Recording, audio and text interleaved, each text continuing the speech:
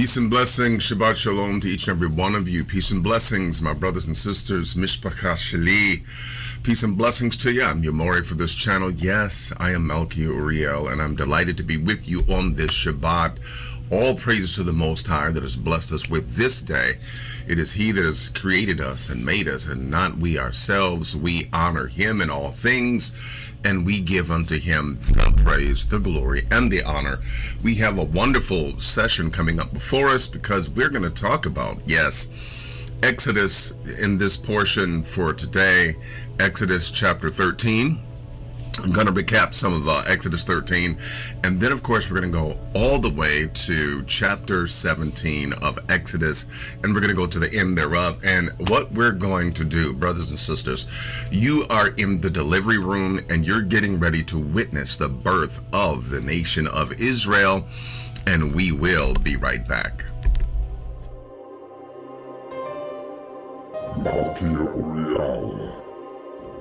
See, I have this day set thee over the nations and over the kingdoms, to root out and to pull down, to destroy and to throw down, to build and to plant.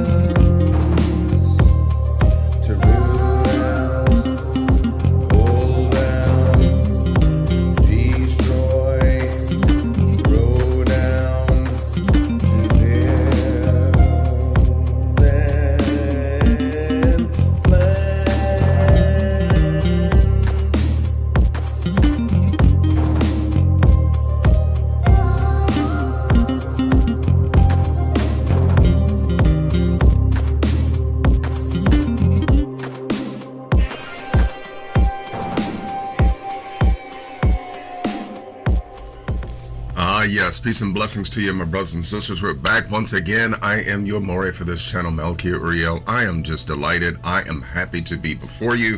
I'm happy to come to you in the name of Yah, in the name of Yah'o, as we mentioned, the Tetragrammaton, as it is known amongst the many. This is the name of the Most High. It is Yod-He, Wah-He, and yes, we use the more ancient pronunciation with the convention of the silent He, which makes it sound like Yah'o. We find in Psalm 68 and 4 that it is the abbreviated version, and we simply say Yah. May Yah bless you on this morning. For this is the day that He has created, and we are exalting in it. We are rejoicing in Him. He is our covenant Elohim above all other Elohim. He is King of kings. He alone is Lord of lords. He is the beginning and He is the end. And I am not using that euphemistically to say that He is JC. I'm saying that the Most High alone, He is King of kings and He is Lord of lords, and we exalt Him. There is none that can stand before Him. Hallelujah. He stands in the midst of the courts of the Elohim to judge the Elohim of all the earth, and we are so happy and delighted to be connected with Him. We're so happy and delighted to be in covenant with Him. We rejoice therein. Hallelujah. We just simply love the fact that we are the children of the Most High, and we abide with Him. Listen, this is going to be a wonderful time, a wonderful session, but for those of you that are coming into this particular setting of ours, please understand that if you love the Most High and you seek to do the will and the statutes and the laws of the Most High, then yes, then we ourselves, we welcome you onto this platform. Okay, we welcome you. If you love the Most High and you want to serve Him, we welcome you. Of course, according to the scriptures, we are to welcome the stranger, those who are committed to the Most High and follow Him, and so we do so with joy in accordance with the word of the Most High. And for those of you that are new to this channel, I would also warn you and say to you that as it should be, we are Yah only, we are Tanakh only. I know that that turns many people off. It seems like if you want to get really popular in the Hebrew movement, you have to be messianic. I call it just simply being messy, because you are attaching onto the word of the Most High that the Most High did not say. And in this is an indictment against those that do so. And I simply want to say that nowhere do you find where the Most High, nor even the one that they suggest is the Most High in the flesh, you don't find anywhere where either one of them endorses the Christian New Testament. You don't find them endorsing that anywhere. Now, here's the slick part. Here is where the deception lies. Those of the unaware and the unknowing, those whose eyes are closed, who yet say that they have such revelation in the Ruach HaKodesh, they are blinded by the simple fact that something that is written about someone is not the same as something being written that person said. I'm going to say it again. Something being written about someone. Okay, let me use this as an example. There was a movie that came out, I want to say in the 2000s, oh my goodness, maybe in the 2010s, where they had Abraham Lincoln killing vampires. Well, we know for a fact that yes, while there was a real individual by the name of Abraham Lincoln who was the president of the United States, just because that movie was about him did not make it to be true that because there is an Abraham Lincoln that he was definitely killing vampires. So this is the same thing that we find in the Christian New Testament. They've taken someone at best was a freedom fighter and someone who was messianic in the sense of the ancient Hebrew notion of a Messiah, and they wanted to win back the solidarity and the rulership of Israel, and to have Israel to be its own sovereign nation. Well, he fought for that, and of course Yeshua ben Yosef, if we allow the narrative to have at least that much truth in it, then he did fail as a liberator, as did those of the Qumran sect and territory, who also fell in 70, roughly 66 to 70 of the Common Era. Well, with that being the case, then yeah, you have to take a look at it and say, well, yeah, those who slew JC took the narrative about JC, made him a savior, and then through that placed themselves as the saviors of the world, those who ruled the world instead of heaven. And for whatever reason, those who are knee-deep into Christianity cannot seem to understand that this was their plan all along, as has been witnessed in Maccabees. Yeah, Maccabees, the third chapter, verses 45 through 48, where it says that the enemy always tried to get their hands upon our material. And yes, the Christian New Testament is proof that they succeeded. This is not a Disney movie. This is not the Disney Channel. This is not a fairy tale. They actually succeeded. There is not always a happy ending. And yes, the fact that the New Testament exists is proof that they did do exactly what they said that they wanted to do. And the so-called art rebirth during the Renaissance, where all the biblical characters became white, well, yeah, that is also on purpose. Nothing is done by accident. Nothing just simply happens. Everything, and I do mean everything, is done by means of strategic purpose and planning. Well, be that as it may, let me get down off that soapbox and just simply say, those of you that are here, please understand that we are Torah only, we are Tanakh only, and you will find yourself being the same also if you take the words of the Most High and elevate them above what any man has said. You too will be Yah only, you too will be Tanakh only. Well, if, I know some people say, well, I I can't give up JC because I don't want to go to hell. And many people believe that they're going to bust hell wide open simply because they say, well, I don't believe in JC as being the Son of God or the Messiah. Well, I would have to say to you this. He didn't believe that he was God in the flesh. Okay?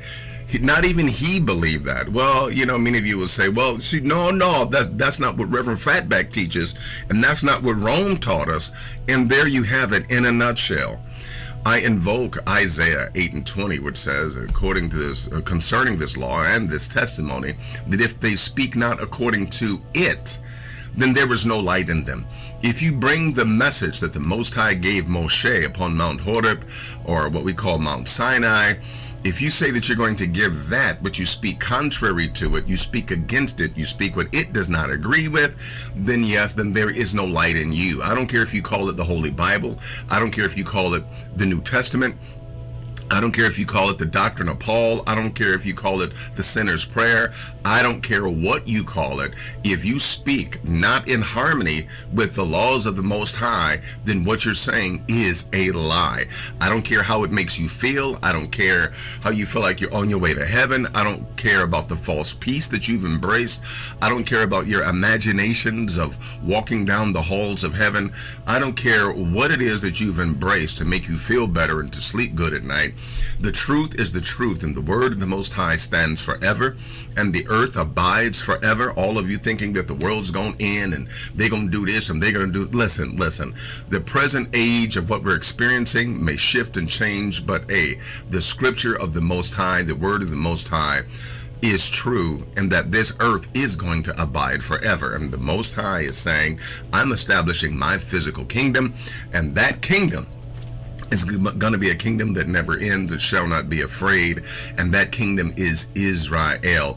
The Most High never gave Abraham the promise, hey, I'm going to take you to heaven, and I'm going to give heaven to everyone that believes like you or that follows me like you. I'm going to give them heaven. No, the Most High never said that, because heaven was never the goal. Heaven was made the goal by those who propagated the lie of Christianity and made it seem as if, you know what, you got to do good in order to go to this heaven. And oh, by the way, if you don't, then you're going to go also to the fictitious, the fictional hell. And so you're going to go there if you don't, believe like we say. You get our grand prize. You get to go to heaven if you believe. But if you don't, you're going to hell. Both of them are made up concepts. The Most High never promised heaven. He never promised. Yes, we can dwell in his presence, but he never promised us heaven. He promised us a kingdom here.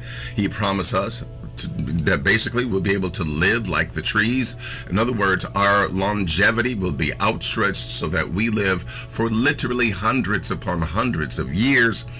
But this is something that the Most High has promised us, and he never said, hey, I want you to be up here with me in heaven. But you notice these words have been put in the mouth of Yeshua ben Yosef, who in the so-called book of Revelation, which, by the way, almost did not make its way into the Christian New Testament.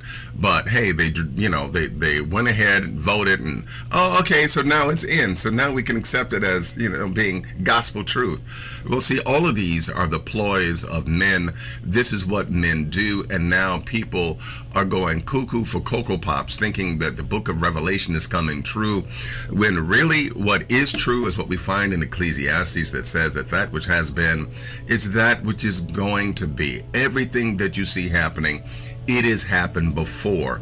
I can begin to count on how many times I heard that the rapture is coming and the world is going to end and Russia has already invaded Afghanistan and all of this kind of stuff, and the end of the world. And lo and behold, what the Most High said in his word is true. The earth abides forever, and what you have seen is what you're going to see, right? Until the Most High brings about his kingdom And of course, we cooperate with him to bring about the messianic age.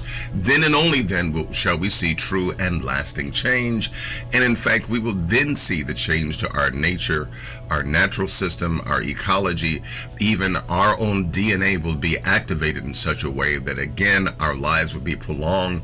The level of entropy and the recreation of our individual cells will lessen to such a degree that we will live for hundreds of years, and we will be like the trees planted by the rivers of living water. Well, peace and blessings to each and every one of you. I'm your Maury for this channel, and we have the Torah portion coming up, and I just simply want to say that those of you that love the Most High, you are welcome in this place. Now, because we are Torah only, because we are Yah only, we do not serve any other. We do follow his covenant, and yes, that means the 613 laws, statutes, and commandments that are on the books, and we need you to not trip. Don't have a hissy fit when I say 613. I know you're probably thinking, well, how can I follow? Ain't no way in the world I can.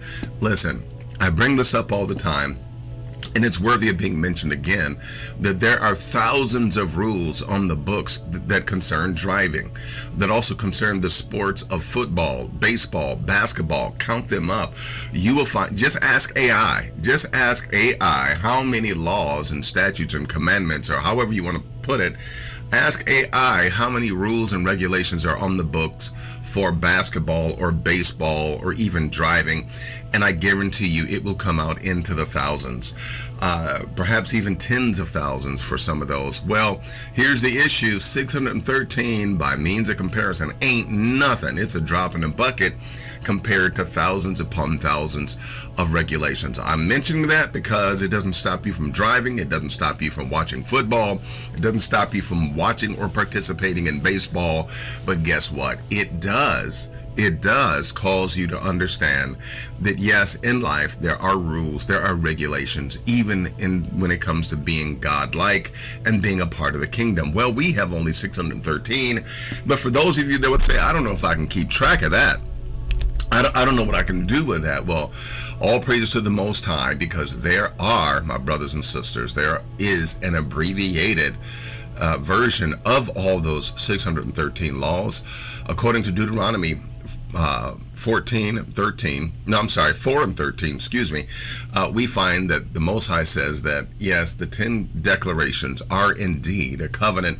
And so for those of us on this channel that walk and embrace the Most High and his true word, we find ourselves walking in the covenant, where we say that we will definitely not have any other Elohim before our Elohim. We will not make any image whatsoever, whether it be of wood, stone, or even of our imaginations, or even of our doctrines. We will not create any other divine being to worship. We will not take the name, the character, and the presence of the Most High in vain. And we do remember to keep Shabbat holy. The holiness of Shabbat is that we do no work, we do no labor, we do no servile activities during the course of this day, and we ourselves follow and embrace the Most High on this day, and keeping time with him, spending time with him, and of course we keep it holy. The fifth commandment is that we honor our mothers and our fathers, that our days may be long upon the earth. This is the first commandment with a promise. And so we honor our ancestors and those that have gone on before us. We honor them because they are the ones upon whose shoulders we stand. And without them, we would not exist. Our Elohim is even known to us and introduced to us through our ancestors by being the God of Abraham, the God of Yitzhak, and the God of Yaakov. And so we acknowledge our ancestors and the Most High Elohim, whom they have served. Deuteronomy 32:17 says that we do not worship new gods that came newly up. We worship the Elohim of our forefathers, and we give him praise for that. We will not commit murder, which is the shedding of innocent blood, and we will not attempt to sleep with the wife or to join ourselves together with the mate of another individual, for we know that the Most High has given unto us our blessings, and we simply do not need to take from someone else. Also, we do not steal, because again, we have blessings of the Most High. Our blessings seek us out, for it is written that if you shall keep my commandments, all these blessings shall come upon you. These blessings that the Most High has dispatched, they are hunting us out. They are seeking us. And so we embrace the Most High's word, and we know that his blessings are hunting us rather than we hunting for a blessing. So we don't have need of stealing from anyone. Also, we will not be a false witness in any matter of judgment and adjudication, but we shall speak the truth, the whole truth, and nothing but the truth in the court of the Most High himself. And also, we do not covet, for again, we know there is no need for us to desire and scheme and connive and lust after something that someone else has. We don't lust after other cultures. We don't lust after anything that they have, for we have our own given to us by the Most High. And with that, my brothers and sisters, my family, if you can follow along with me in that and say, you know what, I am for that, I will stand upon that, then you are walking with me in the covenant. You are walking with me in the law, statutes, and commandments of the Most High as they have been delivered unto our forefathers in the corpus of material that we call the Tanakh. And the Tanakh is, as you know, the T sound itself is the Torah. Yes, the N sound is the Nevi'im for the prophets, and the K or Q sound is the Ketuvim, meaning the writings, which include Job, Psalms, Proverbs, and even the book of Daniel because of its late derivation. Well, my brothers and sisters, I just simply want to greet you all in the name of the Most High. And during the course of this particular session that we have together, you will be hearing the word of the Most High, which is something that many of you perhaps have not ever heard before. You've heard something called the gospel. You've heard something called the Christian message, but you may have never have heard the word of Yah, which is a liberating word, a word of strength, a word of unification, and a word that you will find here in this session. And when I return, we're going to go ahead and we're going to pray, do some shout outs, and yes, we are going to get into our main topic. I'm your Maury for this channel. Be right back.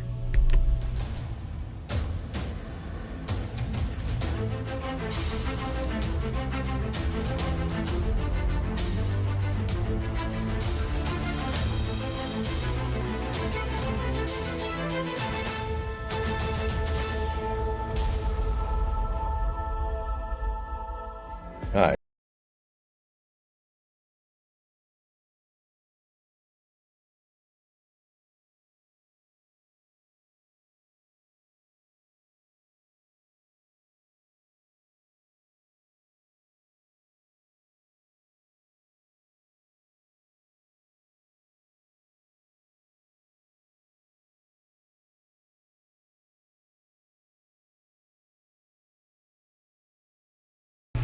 All right, we love the Most High, and we are back to commune together. But you know what? There's a couple of things that we need to do first. One, I gotta tell you, not only do we love the covenant, not only do we love the words of the Most High, but we love the Most High himself, which means communicating with him and communing with him. This is called prayer in our modern day vernacular. And so, at this particular time, we're going to pray, but we address prayer in a slightly different way than what most Hebrews might. First of all, we ask the question, have I purposely set out to disobey the law, statutes, and the commandments of the Most High? And to that, what many of us would say would be no. Perhaps not all, but many of us would say no. We did not purposely and intend. We did not set out to say, hey, you know what? I'm a disobey the Most High today. No, we did not. But many of us might say, you know what? There could be something that I did that the Most High does not agree with in his word, because, hey, maybe I'm not an expert in his word. Maybe I need to learn more, like all of us, right? So maybe there's something that I did that goes against the law, statutes, and the commandments of the Most High. So in those moments, we go before him with mercy, right? We go before him with mercy, remembering what righteousness is. Righteousness is the doing of the laws, statutes, and commandments of the Most High.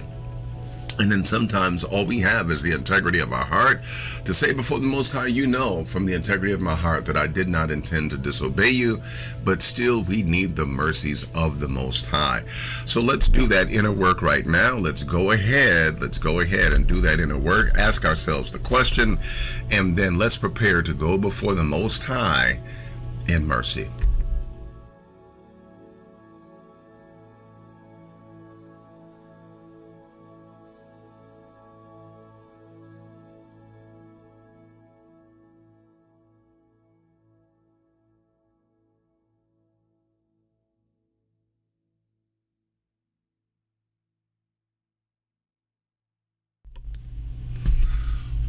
All right, let us look away unto the Most High. Remember, as Solomon did, he raised up his hands and he looked toward heaven. He also bowed his knee, raised his hands, and looked towards heaven as well. And so feel free to face the east, look towards heaven, and give praises unto the Most High. Almighty Most High, we give unto you the praise, the glory, and the honor. El Elyon, enachnu Nataim lecha, kol hakavod, kol hashebach. We give unto you all the praise, all the glory. We give unto you everything that we are. Ki ata yadashi anachnu ha'am shalabrit shelek gam ata hakol bishbelanu. You know that we are the people of your covenant, and you know that you are everything unto us. And so we exalt you in this day. We bless you, Most High. We stand before you. We honor you in righteousness and in truth. We honor you. We honor you because you are the creator of the heavens and the earth. You're the creator of those of us that are here. And we honor you and we give you praise. You have been our habitation throughout all generations, and we now stand in you. We honor you, Most High. We say that there is none but you. There is none greater than you. Behashemayim in the heavens above, Beharetz in the earth here. Gam Bethroch Hayam, also in the midst of the seas, there is none like unto you, and we honor you, Most High. We bless you and we praise you for this day and for your people. We thank you for this Hebrew community. We thank you for each and every one. We thank you for our elder Leonie Croning. You are with her every day of her life, and we thank you for your communion with her and your strengthening and your reviving her and restoring her levels to proper levels. Also our brother George Evans, and also every member of this community that needs you to bring about divine intervention in their health, divine intervention in their finances, divine intervention in their social, the social areas of their life, familial areas of their life, with family issues, family problems, children problems, mate problems. Most High, we exalt you and we thank you for the establishing of your covenant. It is the establishing of your covenant that resolves all of these issues and that brings healing where healing is needed, that brings finances and prosperity and the wisdom to get wealth in all areas where there is poverty, where there is lack, where there is need. We thank you for uplifting our minds and our spirits to embrace your laws, your statutes, and your commandments, which causes us to prosper. We exalt you, Most High. We give you praise. We honor you, but there is none like unto you in all of the earth. We exalt you. We exalt you, Most High. And we want to thank you, Most High, for what you're doing in our lives. We say yes to your will. We say yes to your desires. We say yes to your plan for our lives. And we thank you wherever that may take us. We say yes, and we agree with you, as we shall see today, the birth of a nation. As we read your Torah this day, may we also embrace the path that you have for us as your people. And we honor you in this. And in your name and your name alone, Yah, we say Aman wa Aman. Well, we do give praises unto the Most High. We give praises unto him. Hallelujah, hallelujah, hallelujah. Praise the mighty Yah, who is our Elohim. Well, peace and blessings to you, my brothers and sisters. I want to give some shout outs. Got to give some shout outs because, hey, we got the family here. And I see that the family has come in. Now, listen, as always, we have more watching than we have in the chat room. I'm inviting you into the chat room. Listen. I serve you notice. We don't bite unless you bite first. And I got to say, as long as you respect the room, respect the mic, you are welcome.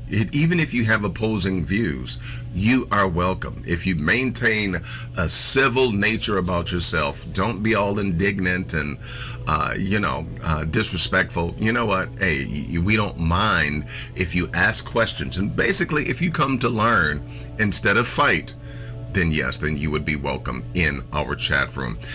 Peace and blessings to each and every one of you that are here. I want to say, hey, the person to turn the lights on today. Yes, the person to turn the lights on today was our brother Adrian, who has been very instrumental in helping us with resolve some issues here on this week. Thank you, brother Adrian, for doing what you did. I do appreciate you, and I'll have a conversation with you later about that. Thank you very much for handling that situation. I do appreciate you. But he was the first to turn the lights on, and guess who turned the coffee pot on? Our Minister of Safety and Security, our brother Adrian. He is our Minister of Economics, and he gives us tips and pointers on things economically, and also as well. In fact, I would love for my brother Adrian to prepare something for Hebrew money in one of these sessions. Just let me know when you have something. But I want to open up the floor to you, my brother, to address this when it comes to Hebrew money. All right. By the way, those of you that don't know what that is, that's a segment. We have numbers of segments here, even in our Shabbat morning coffee session, and Hebrew money is one of them, where we give you tips and pointers on how to move as a Hebrew and just how to move wisely with money in general, right? Well, with that being the case, we're happy for our Minister of Economics as well. We're happy for our brother Bergen Paris, our Minister of Safety and Security, and also our beloved elder, Christine Croning. Peace and blessings to you. Shabbat Shalom to you as well. We have the wonderful Crystal Moody, my sister Crystal Moody. Peace and blessings to you, my sister. Glad that you are here. Also, we have my brother Ben Naftali. We have Maria Tobias. Peace and blessings to you. Shabbat Shalom to you, my sister. Glad that you are here. And we have Miss H, the wonderful Miss H, who switched up her picture again. Looks nice as always. There we go. And peace and blessings to you, my sister. Oh, we also have Michael Charles Marsh up in the house. Peace and blessings to you, my brother. Every time I look at your picture, I think about my son. You look like my son when he had dreads. Also, Mr. Weeze 1000 is in the house. Peace and blessings to you, my brother, Mr. Weeze. Glad that you're here. And as well, I'm checking, and you know what? Those are the ones that are with us so far. We know that others are going to be popping in. Those of you that are watching right now, I just simply want to say this. You're welcome to come into the chat room, okay? Even if you have an opposing view, even if you're messianic, yes, you can come into the chat room, right? Again, we're not going to bite unless you bite first. So, my brothers and sisters, I simply want to say, you are welcome to come into the chat room. Now, also do this. Listen, everyone watching me right now, for those of you that are not subscribed, hit that subscribe button, okay?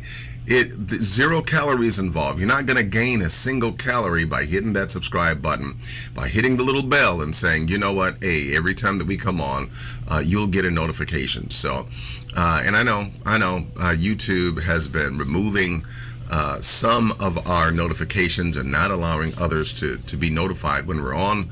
But hey, that's them, right? We're also on Rumble. Okay, and I'll have to check and see if we're still on Twitch. But bottom line of it is, you can definitely reach us. So, with that being said, hey, we want you to hit that subscribe button, and we also want you to hit the like button. We should have as many likes as we do viewers if you're here and you're hanging with us. So peace and blessings to each and every one of you. When I get back, we're gonna start the Torah portion, and it is going to be nothing less than wonderful. Be right back.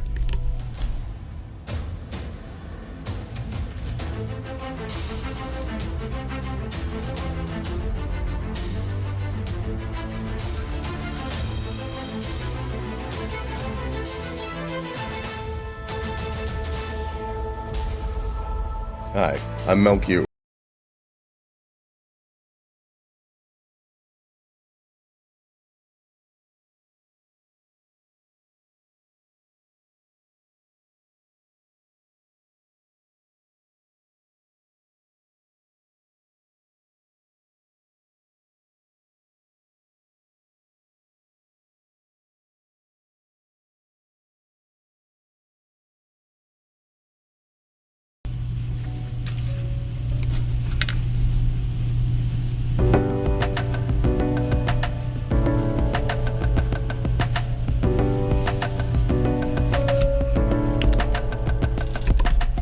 Well, all right, brothers and sisters, grab your pens, grab your papers. Hey, make some notes. Somehow make some notes, because you know what? This one is a good one. It's a good one every time we do the Torah portions.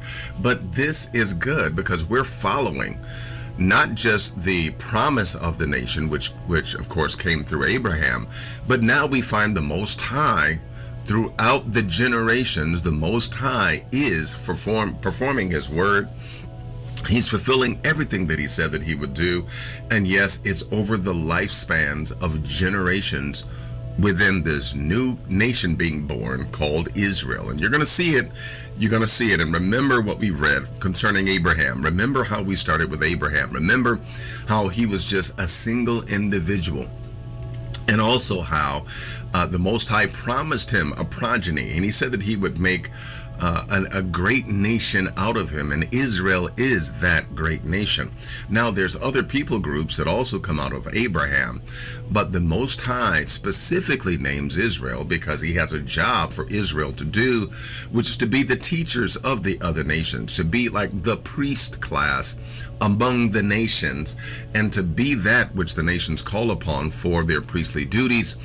And so with that being the case, we understand the mission of Israel and the reason why the Most High wants the kingdom to be restored.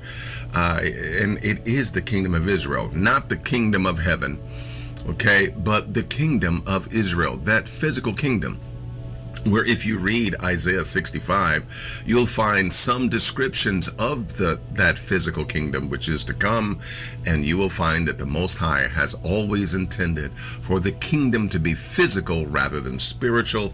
And so that again defies that Christian deception that heaven was the goal. Heaven was never the goal, and it should not be your goal either.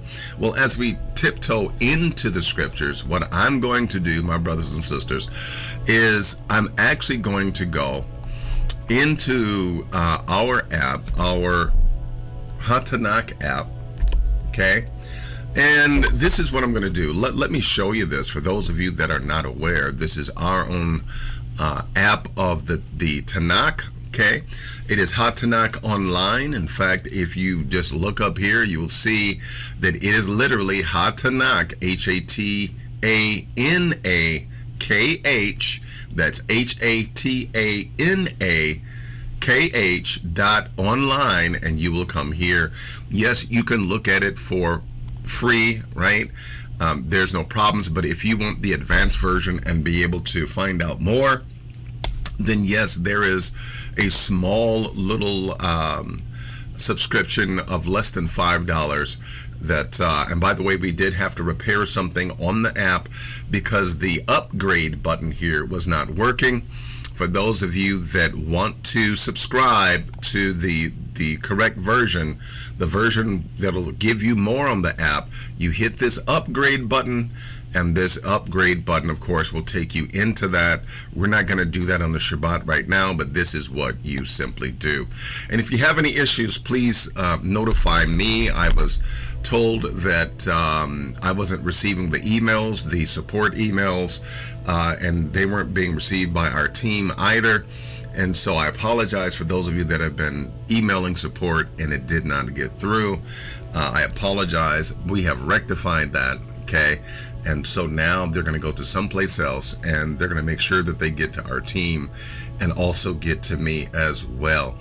All right, with that being the case, we come here to Hatanakh Online, and if you notice, you see portions right here. Well, if you click on that, you will see the portion, the Torah portion that is for today, based upon what the Most High said, that this shall be the beginning of months for you, the month of Aviv. So we start our Torah portions from the month of Aviv, latter part of March, early part of April, and we follow there through, because this is the beginning of months, okay? We don't care what anyone else has said. This is what the Most High has said, and so we go with it, rather than to go with a majority to do evil or to do that the Most High did not declare. Well, with that being the case, we come to Beshalach, okay? We come to this particular reading, which of course is Exodus or Shemot 13, all the way through to 17 and the end of the 17th chapter. You come over here and you hit this button and it says read. Well, this will take you right to the Torah portion. And for those of you that are subscribed, you're able to have the app read to you in the voice of your choice, okay? Also, you're able to do comparisons. There's a study journal, there's a community journal and notes. I mean, there's a lot there, and you're able to take advantage of that, okay? If you go ahead and if you would allow us to be helped by your subscription. So let's take a look here and let's begin reading. I've got a lot of reading to do today, so here we go. And there's going to be commentary as well. It says, and Yah spake unto Moshe. Yah spake unto Moshe, saying, sanctify unto me all the firstborn, whatsoever openeth the womb among the children of Israel, both of man and of beast, it is mine. And Moshe said unto the people, remember this day in which ye came forth out of Mitzrayim, out of the house of bondage, for by strength of hand, Yah or Ya'ol, the more ancient pronunciation, brought you out from this place. There shall no leavened bread be eaten. This day came ye out in the month of Aviv. This day came you out in the month of Aviv, and it shall be when Yah shall bring you into the land of the Canaanites, the Hittites, the Amorites, the Hittites, the Hivites, the Jebusites, and the Electric-lights, which he sware unto the fathers to give unto you, a land flowing with milk and honey, not heaven. Okay, a land flowing with milk and honey, not heaven, that you shall keep this service in this month. An added note, it has been always said that to flow with milk and honey, milk represents what you need, honey represents that which you want, but it has a deeper meaning than that. To say that it flows with milk and honey, the milk comes from the shepherding, okay? The shepherding or the nomadic kind of a shepherding lifestyle that they did do as a people, but also the honey is not the honey from bees, but the honey is actually the milk of the date tree that has to grow. And so that is what is being referenced here as honey. And so you take a look at it, this is talking really about a combination of the two lifestyles together. Think of this as the coming together and the reconciliation of Cain and Abel. Cain and Abel represent two different kinds of lifestyles. Abel was the one who was given to the herds and the land and the fields, which meant he had to travel, and which would have been that is nomadic. Cain represented the ones that were stationary, those that were dealing in agriculture. And so you couldn't be a wandering shepherd if you were agricultural and you had to see about your gardens. So this then is the coming together of both of those lifestyles in saying that you're going to have a land of milk and honey. This means that there's provision, there's prosperity, but also there is peace between the different factions, whereby before, I apologize that so many times my ringtone actually comes on. I apologize, y'all. That's, I don't know, kind of a crazy ringtone. Anyway, so this represents the coming together and the harmonization of two rivaling factions that would otherwise result in destruction. Now there is peace. So the coming together and receiving of a lamb that flows with milk and honey means that we have the best of both worlds. And it's written here that we're going to keep this service in that month. Well, we take a look here, and it says 7 days shall you eat unleavened bread. Okay, and in the seventh day it shall be a feast unto Yah. Oh, unleavened bread shall be eaten 7 days, and there shall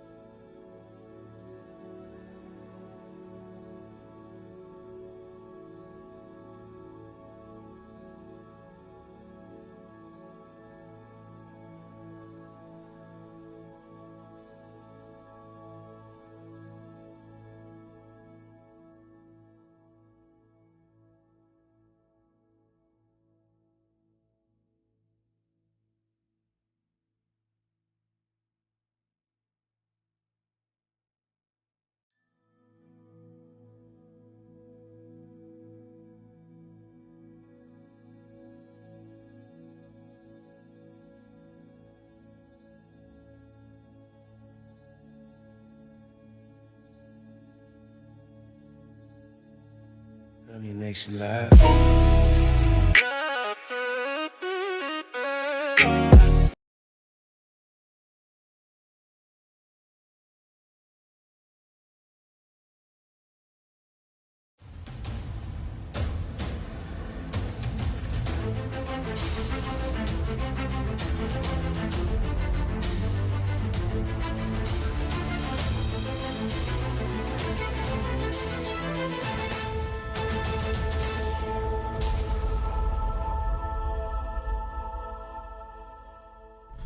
Okay, I think that resolves the issue, and yeah, let's continue moving, because as we take a look here, sorry for the interruption, but hey, we're going back in. Thank you for being patient with me. Sorry for that technical difficulty.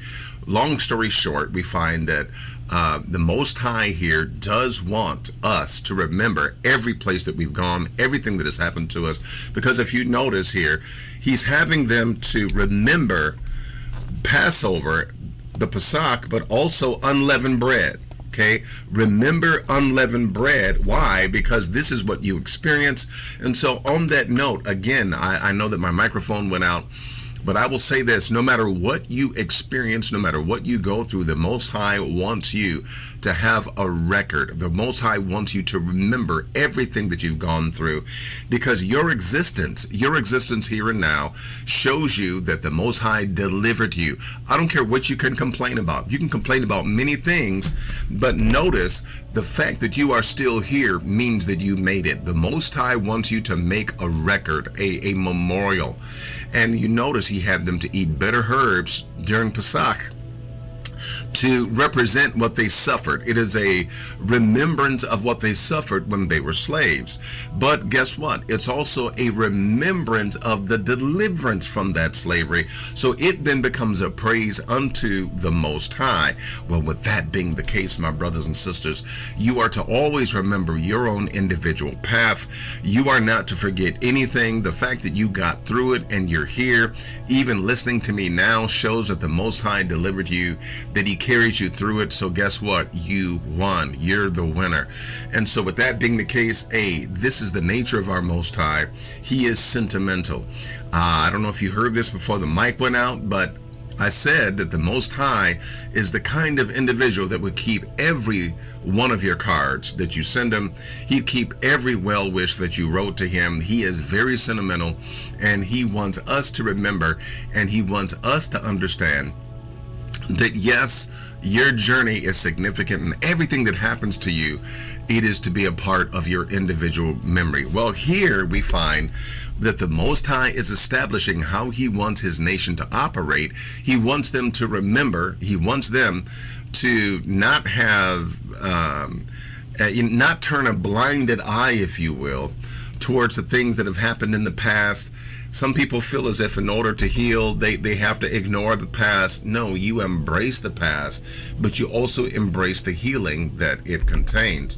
Well, here He establishes how He wants His nation to be run, how He wants us to operate. Even on a psycho-spiritual level, He says, I want you to remember. So He says, hey, remember that night? You didn't even have time to let your bread rise. You had to make it without allowing it to rise. So you're going to eat unleavened bread, okay, for 7 days. And you're going to tell your children about it. Verse number 8. You're going to tell your children about it, and you're going to tell them about the signs. Verse 9. And you're going to keep this as an ordinance, okay, in its season from year to year. So in other words, this is the month of Aviv. You are to keep the Pesach. Yes, this is before the law. This is before Mount Horeb. This is before Mount Sinai. And yes, you are to keep it year by year, because again, it's a part of your cultural memory. Well, verse number 11 shows us, it says, and it shall be that when Yah shall bring you into the land of the Canaanites, not heaven, but the land of the Canaanites, as He sware unto you, okay, unto your fathers to give you, that you shall set apart unto Yah all that opens the matrix, and in other words, everything that opens the womb, the male, okay, that is the first to open up the womb, is going to be set aside. Now, listen, if it's a beast, you can redeem the beast, right? Or you can sacrifice it, right? But now your males are to also be given to me. Now, this does not mean that the Most High intends, as some scholars have erroneously said, that this alludes to child sacrifice within Israel, which it does not. We find all they had to do was keep reading in the text, and they'll find out that the original position of the Levites was held by the firstborn of the family, which is why the firstborn, if you notice, the Levites received a blessing and a portion, but you notice the firstborn receives a double portion, because that firstborn would have been dedicated unto the Most High, and a part of doing the service for the Most High, the firstborn always got the double portion. And guess what? That familial covenant and law stuck, and so now the firstborn always gets the double portion. But in the beginning, it was the firstborn that did the office of the Levites and the priest. So all they had to do is keep reading, and they would have found that out. But let's continue. It says here, so the first, you're going to basically sanctify them unto me. And notice here what we find in verse number 14. And it shall be that when your son asks you to come, you're going to share with him everything that happened in Mitzrayim. This becomes a part of our cultural memory. This becomes a part of our cultural heritage. And if you notice, there are African Bantu people groups, even those who were said to be on these shores, those who were said to be of the original inhabitants of this land, now called the United States, that also kept their version of Passover. They also kept their version of the covenant They circumcise on the 8th day. I mean, a lot of the so-called Hebrew isms, you will find them over here, which is why in the 1800s, many were saying that, hey, these are the basically a tribe of Israel over here. Not to even just let me even say this, right? Because I know I'm getting into archaeology, but even when you look at some of the artifacts they found in Hebrew square script, they found the 10 Commandments over here in a box that looks like a miniature version of an ossuary, but they found this thing and it has the 10 Commandments on it. It has the image of an individual upon it, believed to be Moshe. And so this basically was found over here in what we would call the state of Ohio. And I believe it's in and around Bacchus Cave, something like that. You can look it up for yourself, but long story short, yes, there are many Hebrewisms of us as a people, and that's talking about the cultural memory, which, by the way, is what individuals use in order to determine what happened to a people. They look at their cultural memory and their practices, and they determine whether or not they are of those people that they're looking for. And guess what? We definitely fit the bill.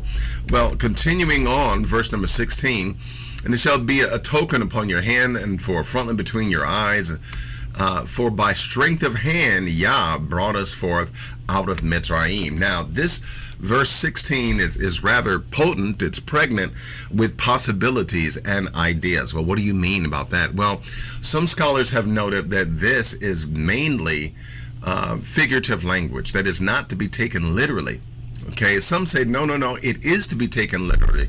You are to have something upon your hand and you are to have something between your eyes, right? Because of what the Most High said. He said, by strength of hand, Yah, your Elohim, brought us forth out of Mitzrayim. So yeah, you're to have something on your hand, right? Well, okay, but also notice here it says that you like frontlets, for frontlets between your eyes. So you're supposed to have something between your eyes as well. The reason why they say that this is figurative and not literal is because if you understand frontlets, if you understand having something between your eyes, this is idiomatic for, hey, I always want this to be on your mind. I always want this to be in your consciousness, right? What the Most High has done for you. That interpretation fits better, rather than you just simply saying, hey, I've got something physical on my hand. Hey, I've got something between my eyes. Well, if you understand, then the Most High wants you to remember, which is why he said, do this every year. I need you to remember.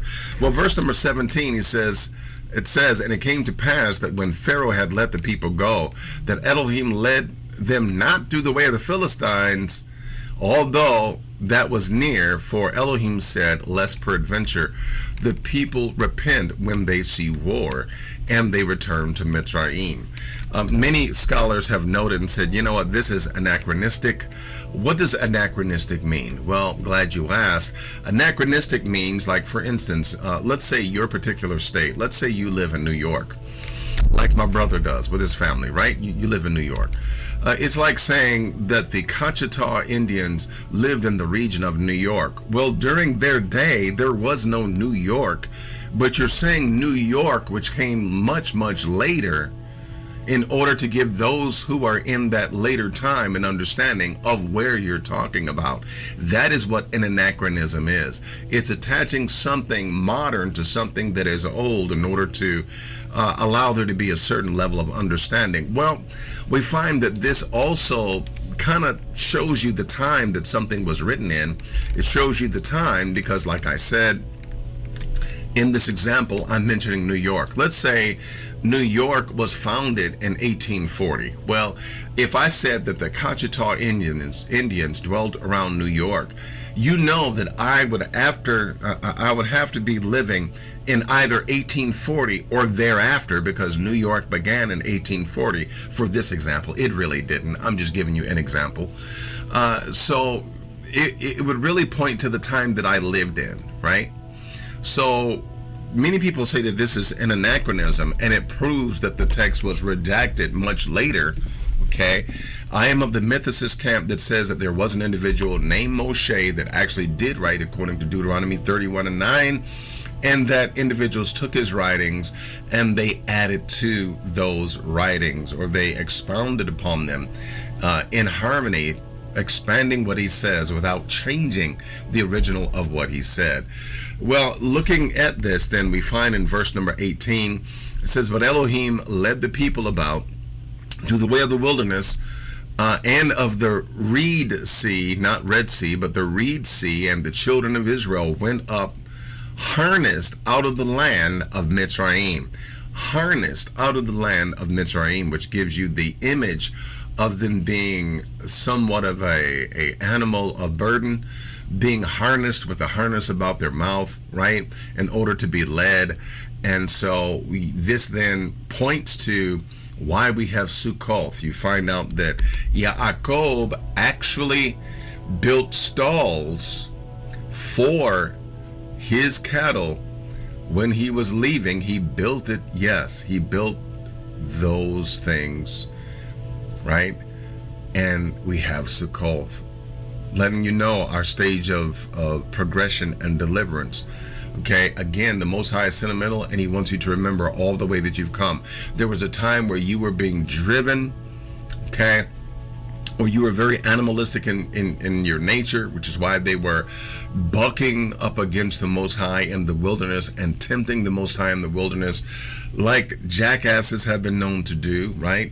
To bray and to kick and to, be stubborn. Well, yes, this is what the Most High is giving us a hint of, our nature as we were becoming a nation. Well, we take a look here and we find that as the Most High himself tells us and shows us, we needed his help. We needed him to help us to be a nation.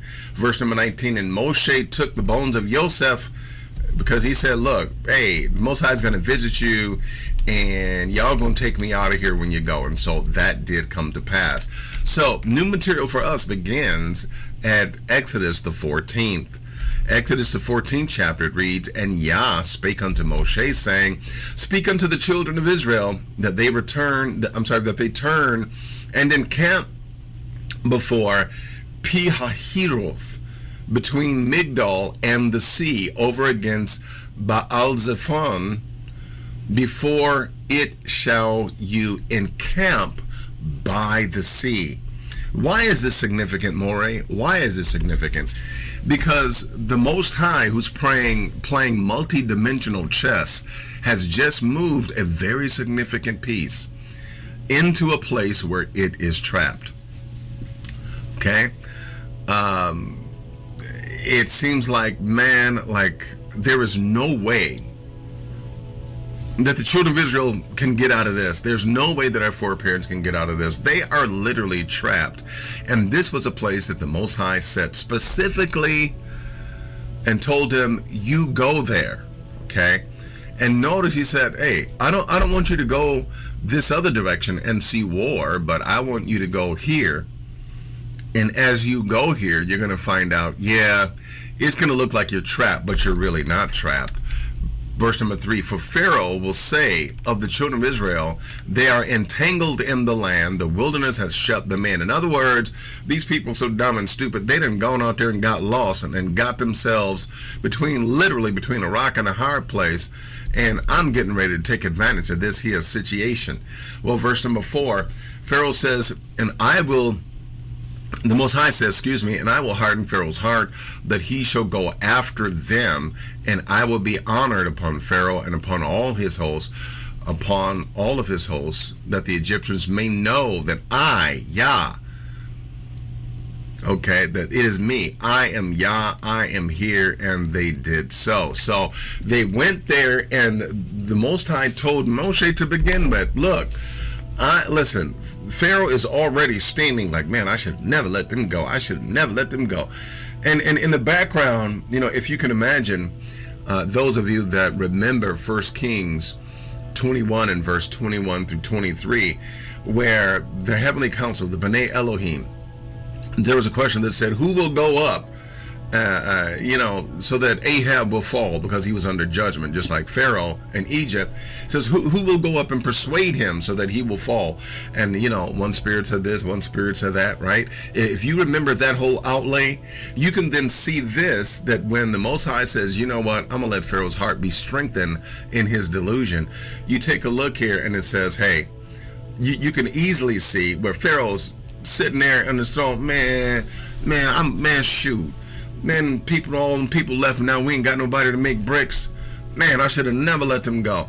And you could almost hear like an angel behind him, like, yeah, see, you never should have let them go. Hey, you need to go get them. Yeah, that's what you need to do. See, you can go get them. And so by the time Pharaoh was strengthened in his heart, right? Man, I should have never let them go. They belong to me. They're mine. My foot need to be on their neck.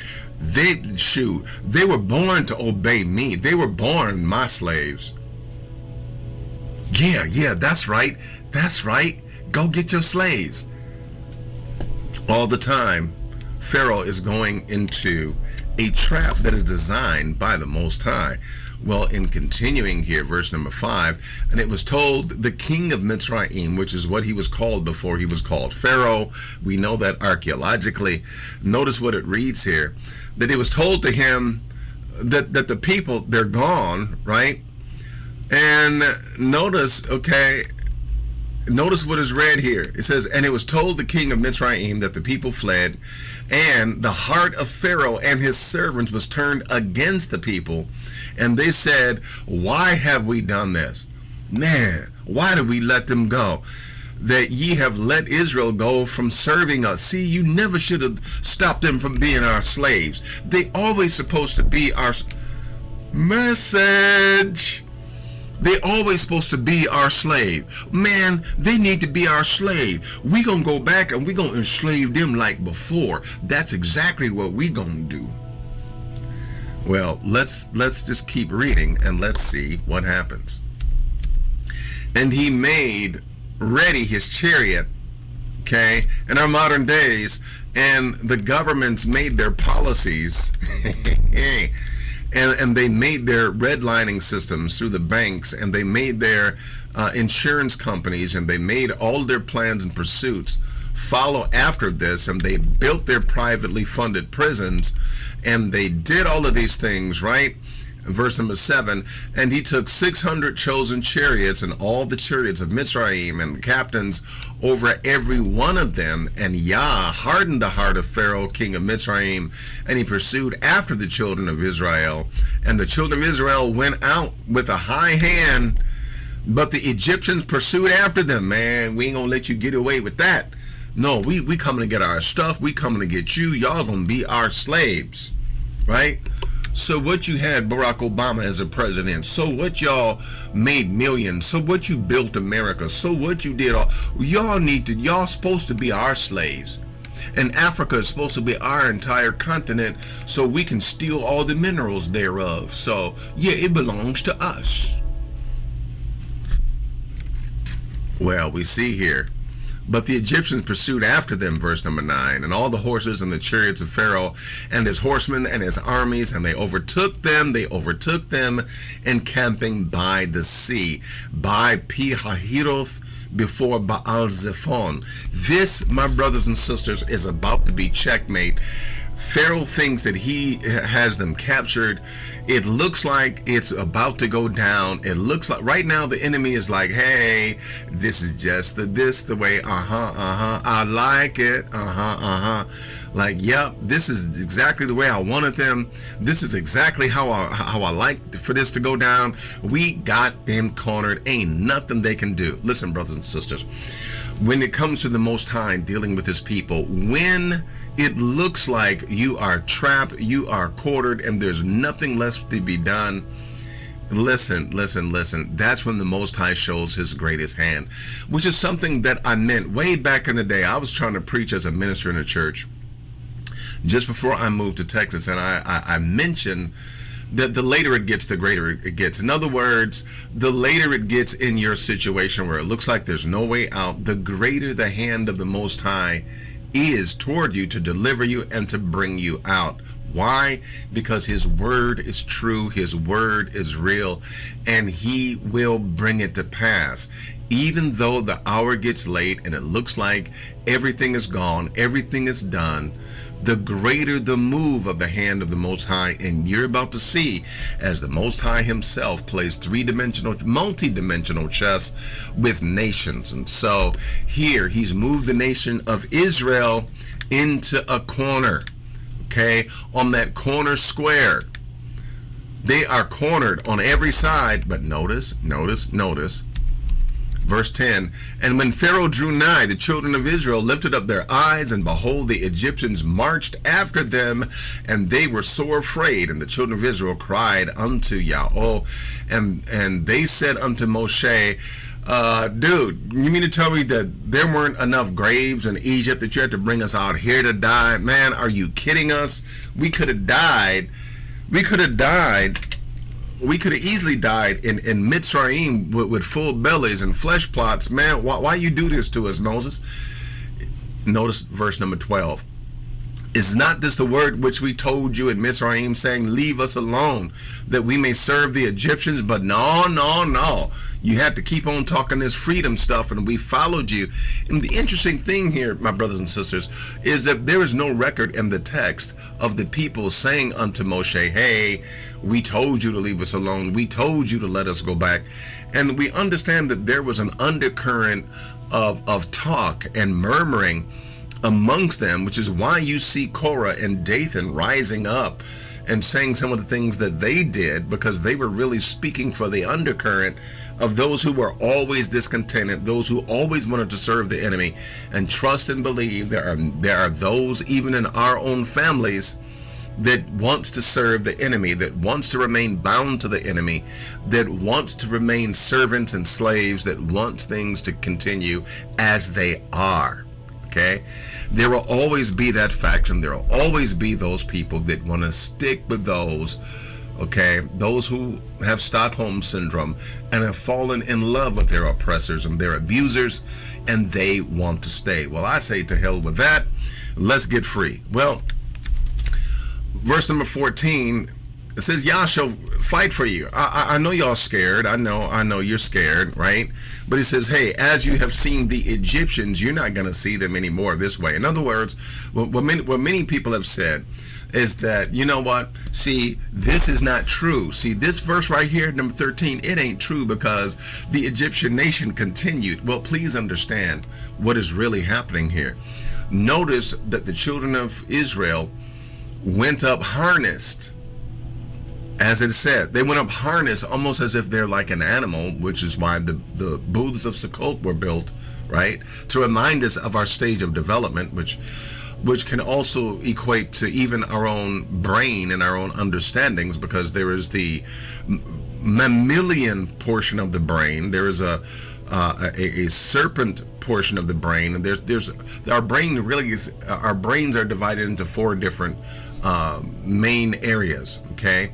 And the mammalial, or the mammal, is one of those. Well, yeah, in our stage of development, okay, our consciousness and our understanding develops on a certain rate. And as a nation, we are developing and we are increasing in our consciousness.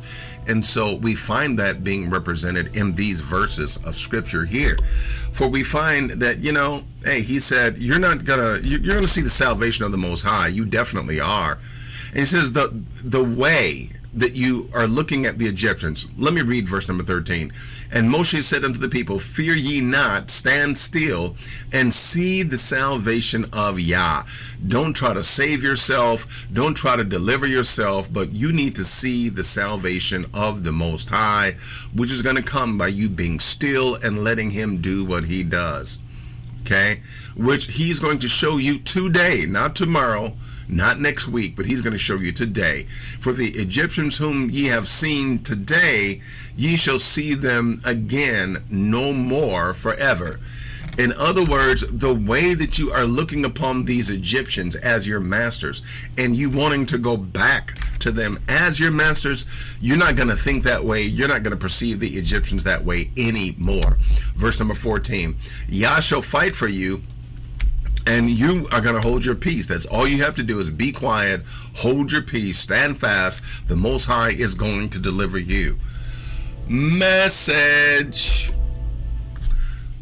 He's going to deliver you if you let him. Just be quiet, stand fast. He is going to deliver you. Verse 16. But lift up now your rod, Moses. Stretch out the rod of God over the sea and divide it, and the children of Israel shall go on dry ground through the midst of the sea. And I, behold, I will harden the hearts of Pharaoh, the Egyptians, and they shall follow them, and I will get more honor upon Pharaoh and upon all his host, upon his chariots and upon his horsemen. And the Egyptians shall know. They don't know, but they gonna know that I am Yah, when I have gotten me honor upon Pharaoh and upon his chariots and upon his horsemen.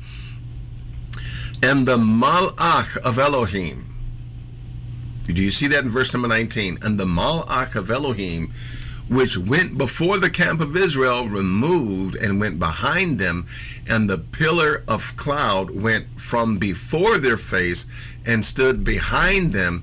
And it came to pass, and it came between the camp of the Egyptians and the camp of Israel, and it was a cloud and darkness to them, but it gave light by night to these, in other words, to Israel, so that no one can come near the other all the night. And Moshe stretched out his hand over the sea, and Yah caused the sea to go back by a strong east wind all that night, and made the sea dry land, and the waters were divided. And the children of Israel went into the midst of the sea upon the dry ground, and the waters were a wall. Note that the waters were a wall unto them on their right hand and on their left. So they are literally at this particular point. I need to draw the picture, I need to make the picture. They are literally at this particular point in time, they are going through a corridor by means of water. They're going through a corridor. The waters at this particular point, we could say, represents the amniotic fluid that surrounds the child, as Israel had a wall of water to their left and a wall of water to their right. Okay, on both the left and the right hand side. And so they are coming through the waters in like something that may be understood to be almost like a ritualistic kind of a process, where they are literally being born of the water, or born again in a kind of a ritual sense, as they travel through the waters, this channel that was made for them, okay, as they're surrounded by the waters, okay, being led by a man that was also drawn out of the water to come and deliver them. Do you see all the symbolism? Do you see all the parallels? So this is almost something that the Most High is doing almost ritualistically, and that he's using symbolism to give Israel to understand that, yeah, this is a birth process, not of men, but this is the birth process of nations. Well, as we continue, we find here that, yes, Pharaoh's heart is going to be hardened. He going to think, shoot, if they can do it, we can do it, you know. Hey, we repeated the whole snake thing, right? They threw their snake down, we did our snake thing, you know what I'm saying? So, hey, they did their thing with their miracle, we did our thing with our miracle, you know what I'm saying? So, this gonna be the same. Hey, they going through the waters, so, hey, ain't nothing to it. We gonna also go through the waters. He probably had his soothsayers out there, hookama, making them, you know, and the Most High making them think that they were keeping the waters up, right? Because they did try to duplicate the miracles of the Most High, right? Goobity. And so they're trying to make believe that they're the ones holding up the water. Pharaoh's heart gets hardened, right? And then we see what's about to happen. And it came to pass that in the morning watch, in other words, in between the hours of 2 a.m. Again, understand, listen, there's reason why the Feast of Pesach is the way that it is. You had to eat in a hurry. You had to eat standing up. Unleavened bread. You don't have time for your bread. Listen, there is a real sense of urgency throughout everything that we're seeing, not just from the depiction of the actual event, but also through all the narrative of everything even surrounding that event. This watch means that they were traveling from the hours of around, let's say 2 a.m. in the morning all the way through until 8 a.m. in the morning. Okay. They were moving through, walking through, experiencing all this. Didn't nobody get a good night's sleep because they were busy being delivered, right? So this came to pass, right, in the morning watch, which was 2 a.m., around 2 a.m., and 4 hours thereafter, okay, that would make it from 2 to 6 a.m. instead of 8. I said 8, but it would make it from 2 a.m. in the morning all the way through to 6 in the morning, okay, that they were on foot going through the midst thereof. And so the Most High, notice, and it came to pass that in the morning watch that Yah looked unto the hosts of the Egyptians through the pillar of fire and the cloud, and troubled the hosts of the Egyptians, and took off the wheels of their chariots, that they drave them heavily, so that the Egyptians said, let us flee from before the face of Yah, for Yah fighteth for them against us, against the Egyptians. So when it says that he took off the wheels of their chariots, it means that basically he made the wheels of their chariots of no effect. The Most High didn't have angels come down with wrenches and sockets and screwdrivers and and take the wheels off their chariots. No, he allowed enough of the waters to come back to soften the ground where the Egyptians were, but Israel was on dry ground and in front of them, but he allowed the waters to begin to come back and to soften the ground enough so that the Egyptians could keep going, but that their chariot wheels would get stuck in the mud as Israel was going through the waters, okay? And so they began to beat their horses and drive their horses, so that they actually some of them broke the wheels, broke the axles off of their chariots, and they kept going with the bottom part of the chariot, right, dragging the ground, okay, and the horses running. So that really puts an image in your eyes, doesn't it? It puts an image in your mind. And Moses stretched forth his hand over the sea, and the sea returned to his strength when the morning appeared, and the Egyptians fled against it, running around like roaches, right, seeing that water cave in on them. And Yah overthrew the Egyptians in the midst of the sea. So the Most High, listen, it looked like he had moved Israel back into a corner. No way for them to escape. Pharaoh said, ha, got you now. I'm going to take you back. I'm putting you back in chains because you belong to me. Well, and see, this is the mindset of the enemy. Please understand. Don't be amazed. Don't be amazed that they still have on the books that we're 3/5 of a human being. Don't be amazed that they look at you as if they still want to own you. They still want you in slavery. This is to be expected. This is always the mindset of the wicked, okay? Who believe that because they think it's their divine right to own you and to dog you out. Well, the Most High has something else for them, right? He has a rude awakening for them. Don't think it's strange that these things are true. This is just the way that the enemy thinks. Well, as we continue, it says here that the waters returned over the chariots and the horsemen, and all, listen. Man, they basically were messed up. The Most High just significantly reduced the military of the enemy, okay?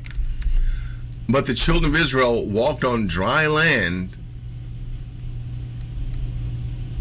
in the midst of the sea, and the waters were a wall to them on the right hand and on to the left. So the waters remained a wall on the right and on the left, but to the Egyptians that were behind them, They caved in and they were being flooded literally from above them, from the walls that stood above them, and so much to the point that they were trapped themselves. Thus Yah saved Israel that day out of the hand of the Egyptians, and Israel saw the Egyptians dead upon the seashore. And Yah saw that great work, and Israel saw that great work which Yah did upon the Egyptians, and the people feared and believed, okay, and his servant Moses. So now this is interesting, because it sounds as if Moshe was wondering what the outcome of this was going to be, right? Because it says that even Moses himself, that yes, he believed, but hey, they were all pretty much afraid in that moment, and they all had to stand fast and see the salvation of the Most High, okay? And we know from the personal testimony of reading Deuteronomy that Moshe was an individual, and he felt things just like any and everyone else. He also too was afraid. Remember that incident where when they were on Mount Horeb and the lightning and the darkness, and Moshe's testimony in Deuteronomy was, dude, I was scared too, man. You kidding? That was some serious stuff. But he was there with the Most High, right? And by fortitude and courage, he got through it, but he's still a man and he was afraid. Well, here we see the humanity of Moshe also. And he was like, look, Most High, I'm obeying you, but man, I don't know how this is going to turn out. Hey, but I'm trusting you. I'm being strong. I'm leading by example. Hey, so here we go. I got courage. I'm stepping out because I believe in you. But hey, my mind is going crazy right now. Well, look at chapter 15, verse number 1. The man who said, I can't even talk, grabs the microphone and starts singing, y'all. Verse number 1, then sang Moshe and the children of Israel this song unto Yah, and spake, saying, I will sing unto Yah, for he hath triumphed gloriously. The horse and his rider hath he thrown into the sea. So the very individual that said, I can't talk, I don't want to talk before Pharaoh, I can't see, I don't talk right. Now that same individual is now grabbing the microphone and singing in front of the whole nation. Okay? So it has every indication of something truly having happened that is absolutely great, absolutely wonderful, that has even affected the character of Moshe and causing him, by means of the Spirit of the Most High, to do things that he normally would not do. Well, as we continue, verse 2, this is a very ancient poem, very ancient psalm.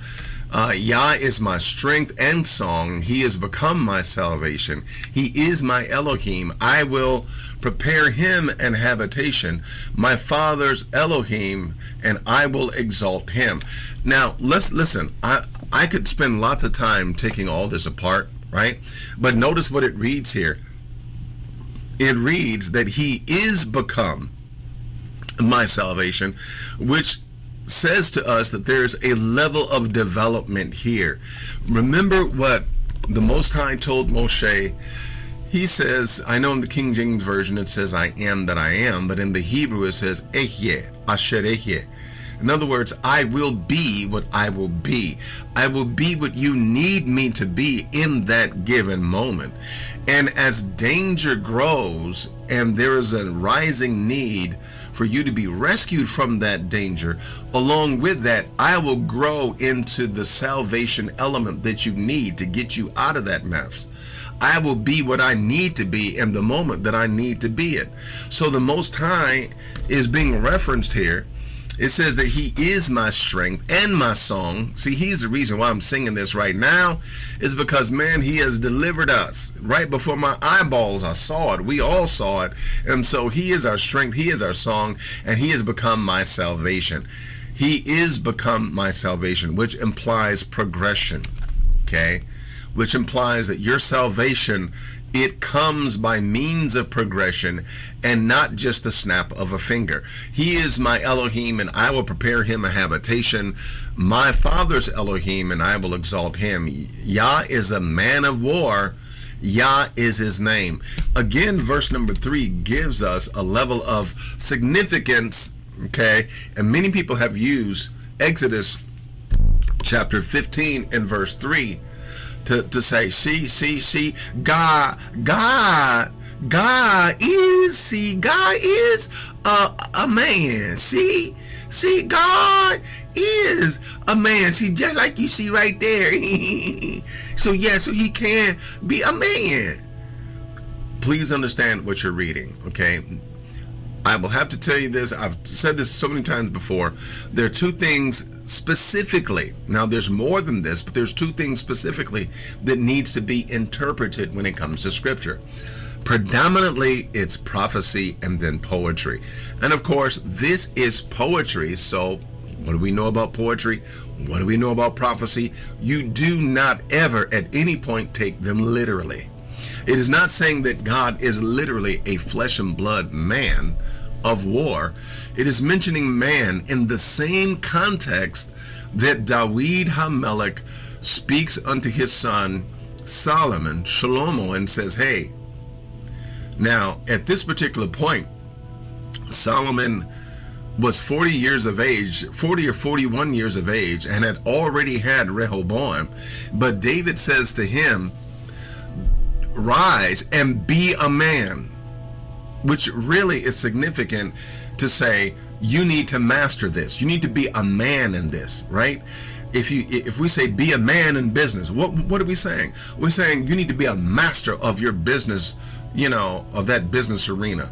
You need to control that. You need to, and so this then is not saying that the Most High is a physical man, but he's saying that he is relaying to those of us as humans that, you know what, he is a master at war, which he has definitely just proved.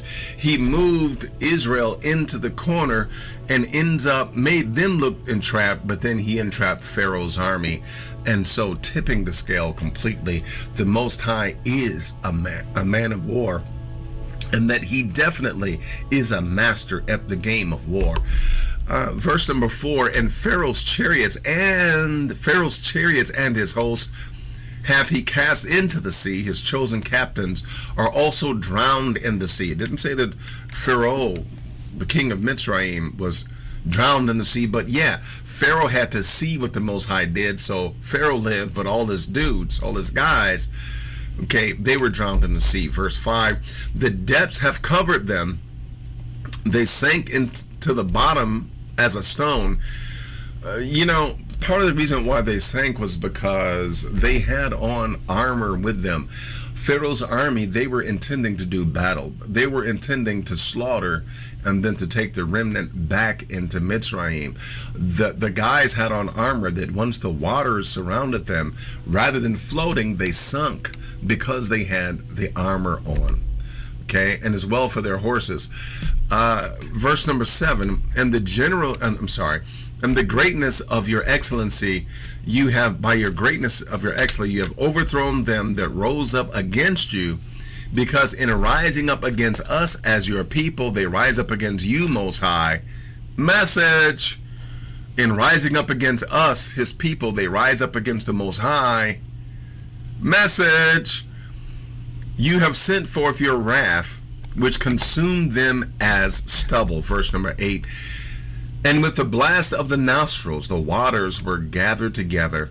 The floods stood upright as a heap, and the depths were congealed in the heart of the sea. In other words, those were like hardened walls. I mean, they were like, man, like, is this glass or is this water?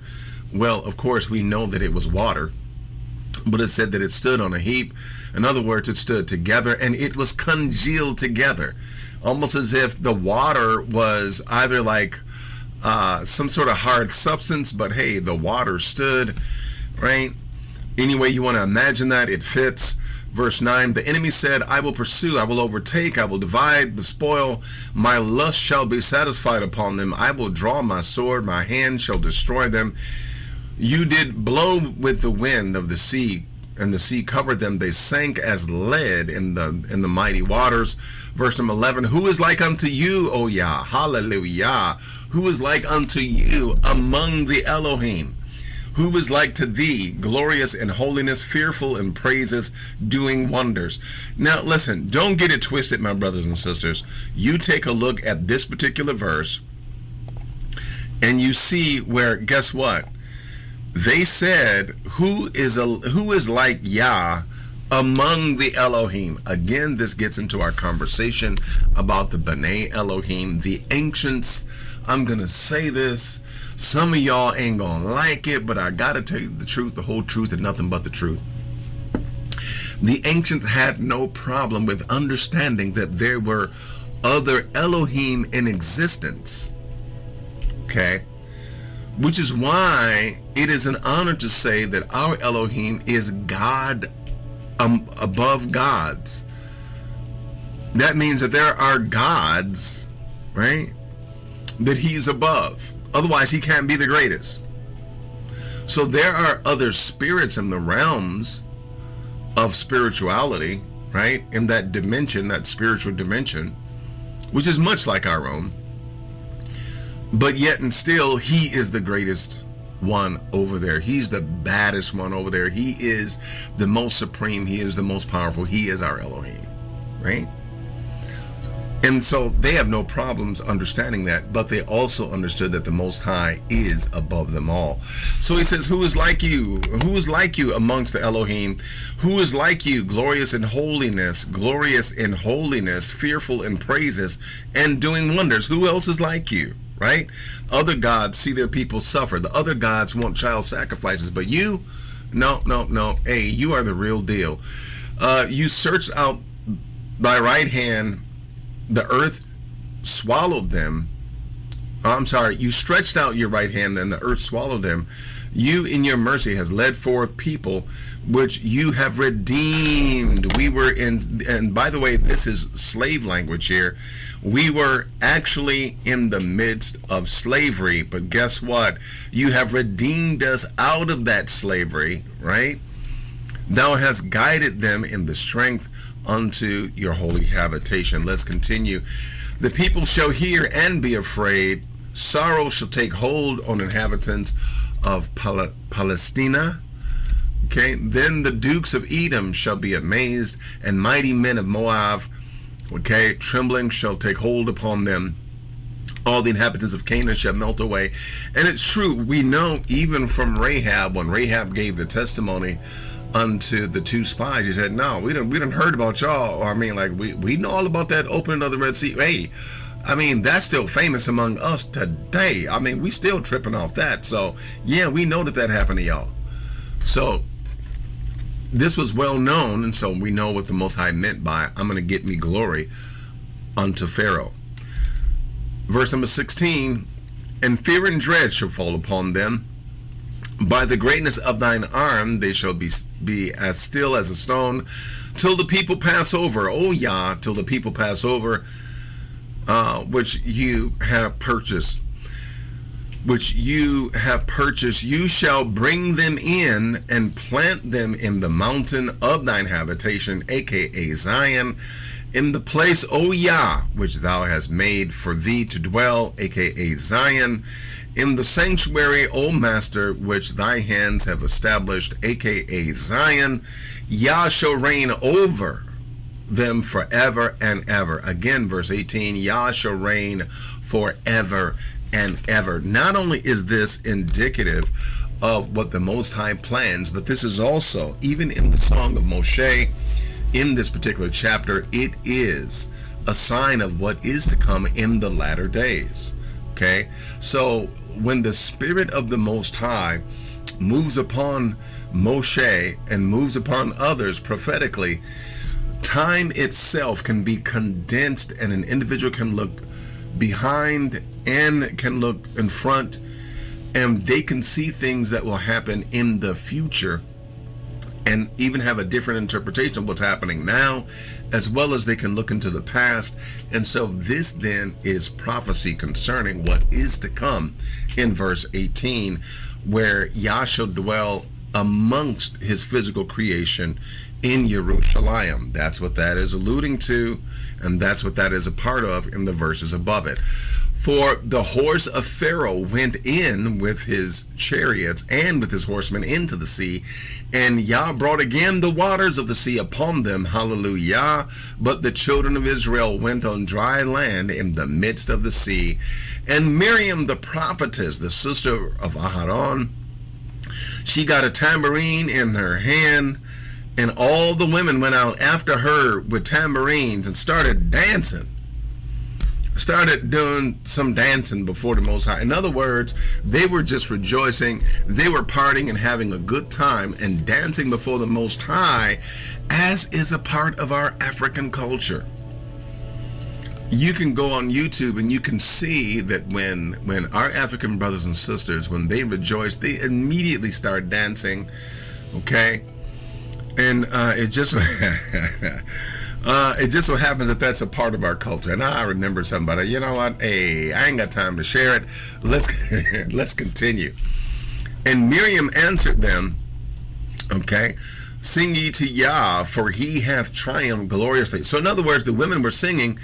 And so Miriam did the backup singing here with the hook. And she said, hey, sing unto Yah, for he had triumphed gloriously. The horse and the rider hath he thrown into the sea.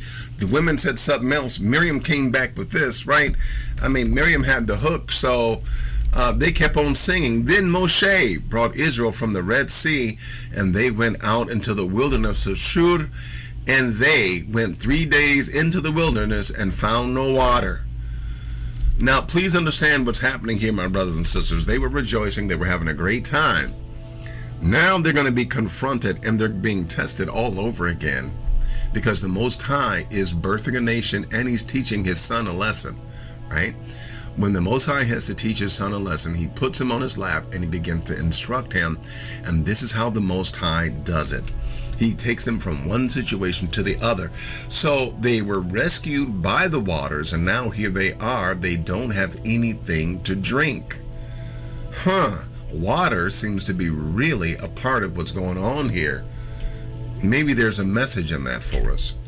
And when they came to Marah, they could not drink of the waters of Marah, for they were bitter, thus the name Marah, right? Therefore the name of it was called Marah. And the people murmured against Moshe, right, saying, what shall we drink?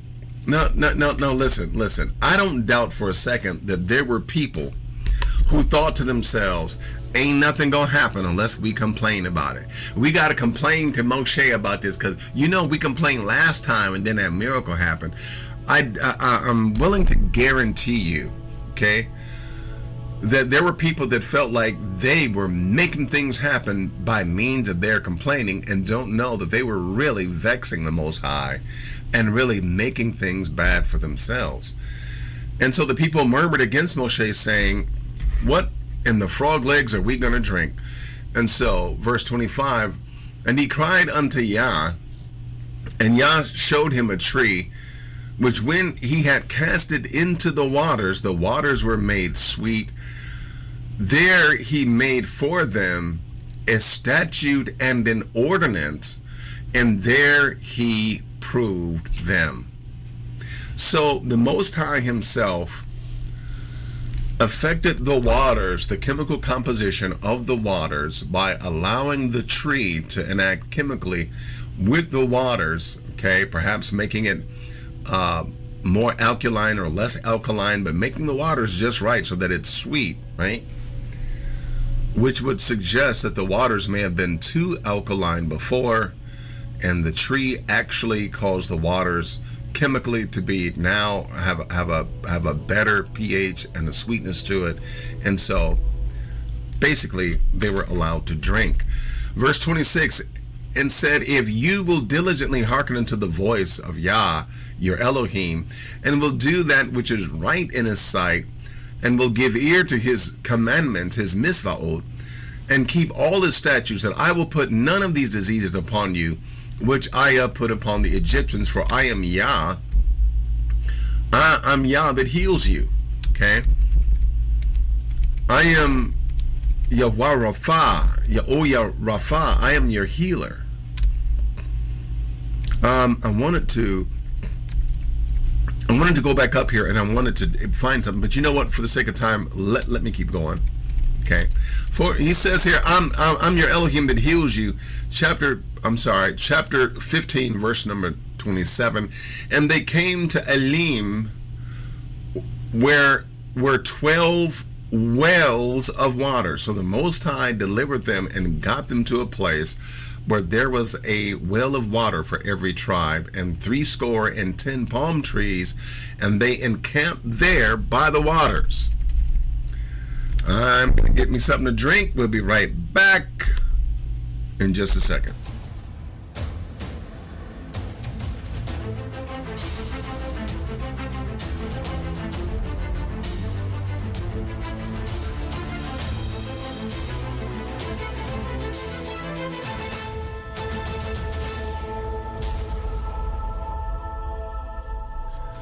Well, we are back. We're at chapter 16. We have 2 chapters to go, and notice the Most High has birthed the nation, delivered them out of the waters. The waters of the Reed Sea was likened to the amniotic fluid of the baby, and so they came through that corridor, through the waters, and now here they are on the other side. And what is the first thing that they do? Well, let's ask the question, what is the first thing that a baby is supposed to do? They cry. And so they cried, we ain't got nothing to drink. We want something to drink. We ain't got nothing to drink. And so, of course, we understand what happened. Moshe threw the tree into the waters. And so now here we are. They are at Elim.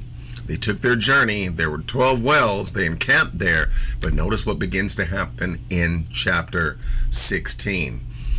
And they took their journey from Elim, and all the congregation of the children of Israel came unto the wilderness of Sin, which is between Elim and Sinai, on the 15th day of the 2nd month after their departure out of the land of Mitzrayim. And the whole congregation of the children of Israel murmured against Moshe and Aharon in the wilderness. What is a child supposed to do? A child is supposed to cry. And so now here they are, being the colicky baby that they are crying. And the children of Israel said unto them, would to Elohim that we had died by the hand of Yah in the land of Mitzrayim, when we sat by flesh pots, and when we could go to Kentucky Fried Chicken and get all the chicken, or we could go to the Friday fish fry and get all you can eat fish. Man, they had leeks, they had onions, man. We was doing so good. And notice what it reads here. Did he bring us into this wilderness to kill us with hunger? Verse number 4.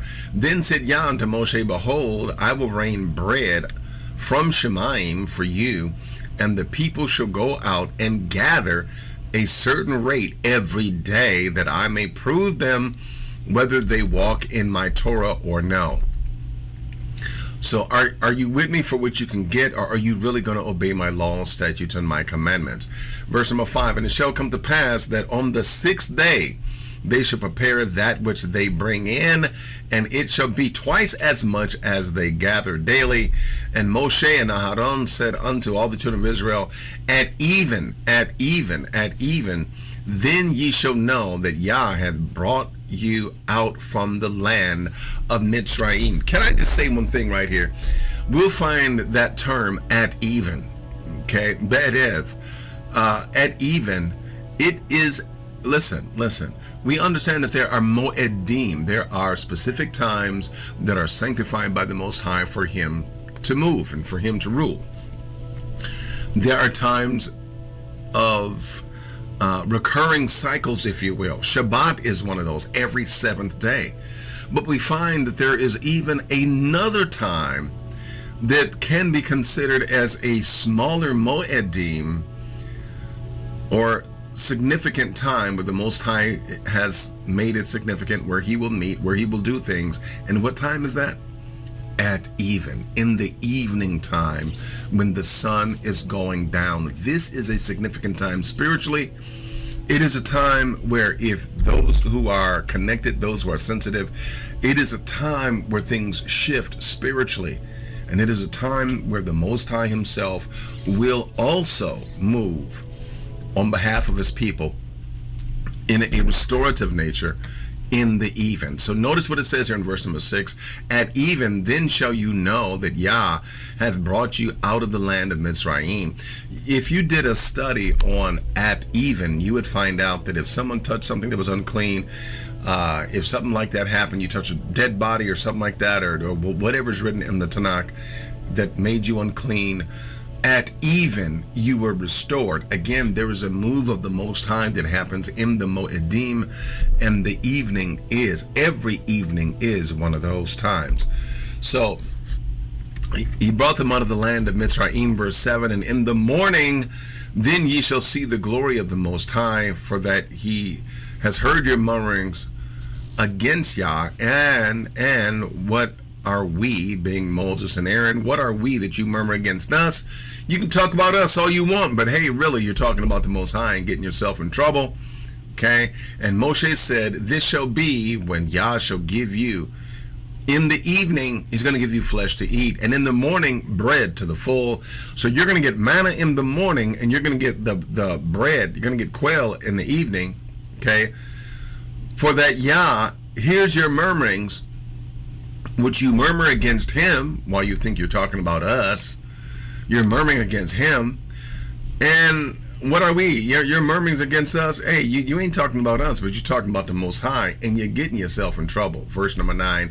And Moshe spake unto Aharon, saying, look, tell all the congregation of the children of Israel, come near before Yah, for he hath heard your murmurings. In other words, please keep in mind that the cloud was still there, the cloud that was transforming from cloud to fire by day and by night. They had to come near to the cloud. The Most High said, hey, come closer. They came to the cloud, and so the Most High dealt with them there as they came to the cloud itself. And it came to pass, as Aaron spake unto the whole congregation of the children of Yah, of Israel, that they looked toward the wilderness, and behold, the glory of Yah appeared in the cloud. And Yah spake unto Moshe, saying, I have heard the murmurings of the children of Israel. Speak unto them at even. You're going to eat flesh. You actually going to get some meat. Y'all going to have chicken sandwiches, and y'all going to have hamburgers. Y'all going to have steaks. You're going to get some meat to eat at evening, and in the morning ye shall be filled with bread, and ye shall know that I am Yah, your Elohim. Anytime you see where it says, and you shall know, when the Most High says you shall know, it's because you don't know, right? Many of them were just following through, but they did not know for a fact that, yeah, this is your Elohim that's doing this. It may look like ordinary means and circumstances, and one thing's just happening after another, but the Most High said, you don't know that it's me that's doing this. Message. Well, as we continue, and it came to pass that at evening the quail came up and covered the camp, and in the morning the dew lay around about the host. So keep in mind, we got something happening in the morning, and we also have something happening in the evening. There's two different things happening. Verse number 14. And when the dew that lay was gone, behold, upon the face of the wilderness there lay a small round thing, like as the hoar frost on the ground. And when the children of Israel saw it, they said, what in the frog legs is this? We don't know what this is, right? Like, I ain't never seen this before. Okay? And they said, this is the bread which Yah has given you to eat. This is the thing which Yah hath commanded. Gather of it every man according to his eating. In other words, hey, how much ever of it you can eat. Hey, get every man. Now, an omer is about 2 quarts. In dry measure, an omer is about 2 quarts. So every person according to their eating, you know, a serving for you is going to be 2 quarts. Just get as much of it as you need, right? According to the number of your persons, take ye every man for them which are in his tents. And the children of Israel did so, and gathered some more, some less. And when they did meet it with an omer, he that gathered much had nothing over, and he that gathered little had no lack. They gathered every man according to his eating. And Moshe said, let no man leave of it till the morning. In other words, hey, when you go to bed at night, all that better be gone. Notwithstanding, they hearken not unto Moshe. I know Moshe said, don't even leave any of this out, but we're going to leave this on the kitchen counter, and we just going to let it, we just going to, hey, we're going to have more. So we just going to leave some on the kitchen counter, and we're going to go to bed, and we're going to come back, and we just going to have more. I mean, we know Moses said that, but and of course, what happened? Verse number 20, it bred worms, and it stank up the whole house, right? Verse number 21, and they gathered it every morning. They gathered what? Now, listen, we're about to get into something here that you really need to pay attention to, right? In the morning, they gathered the manna, right? In the evening, they gathered quail. Let's pay attention to that because it's going to affect what we understand about Shabbat. Get ready to be shocked, some of you. And so in verse number 21, it says that they gathered it every morning, every man according to his eating. And when the sun waxed hot, it melted, right? Verse number 22, and it came to pass that on the sixth day, they gathered twice as much bread, 2 omers for one man. And all the rulers of the congregation came and told Moshe. Okay. Verse 23, and he said unto them, this is that which Yah said. Y'all being tattletales, but the Most High said that you're going to gather more on the 6th day. Tomorrow is the rest of the holy Shabbat unto Yah. So in other words, on this day, okay, I like this green color right here.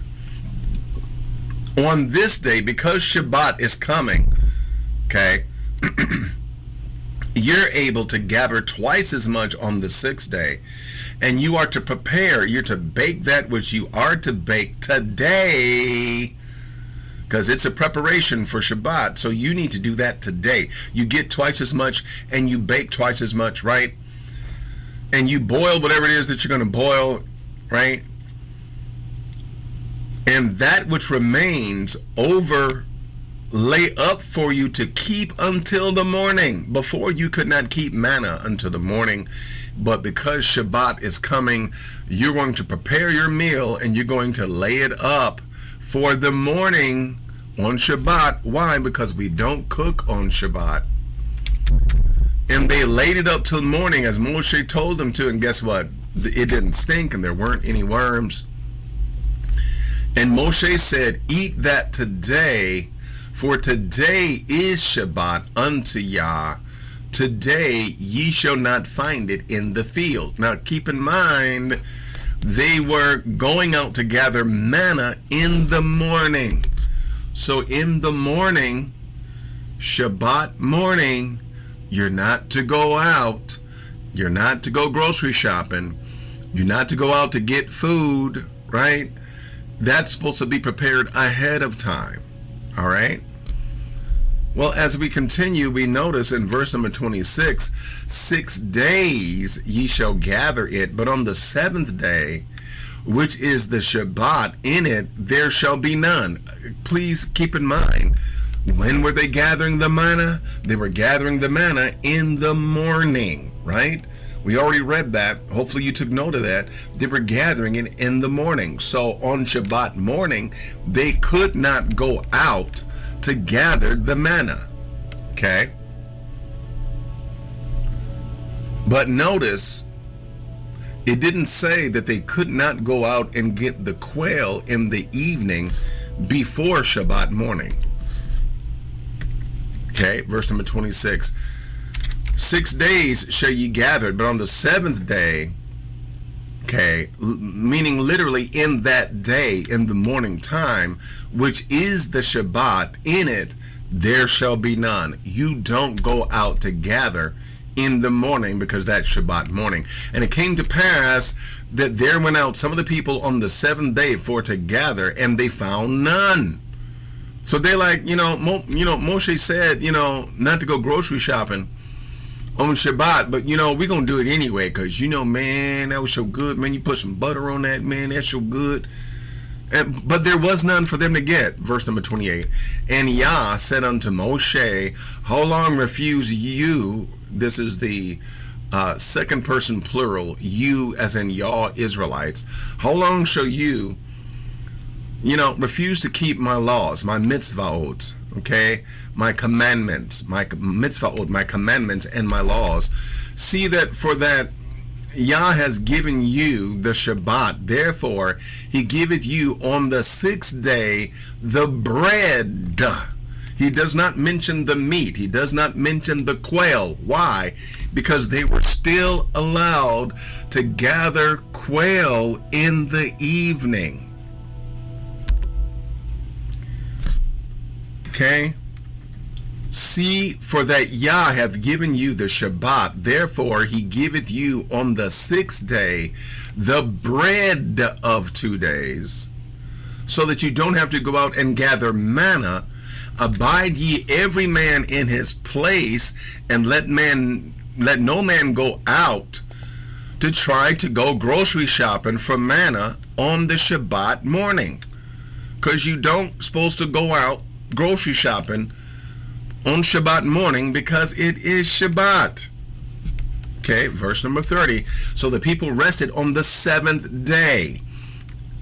On the sixth night, now notice they rested on the seventh day, literally the day. Okay, but on the sixth night, which is normally when Shabbat day begins, the evening before, okay, the people could go out and get quail. They were only prohibited from going out in the morning, because the Shabbaton of Shabbat is that you do no work during daylight hours. Though the entire day is holy, you are allowed to move around on Shabbat. On the night, on the evening that begins the day, you are yet allowed to move about and to do. The only thing is, come morning, you do no work.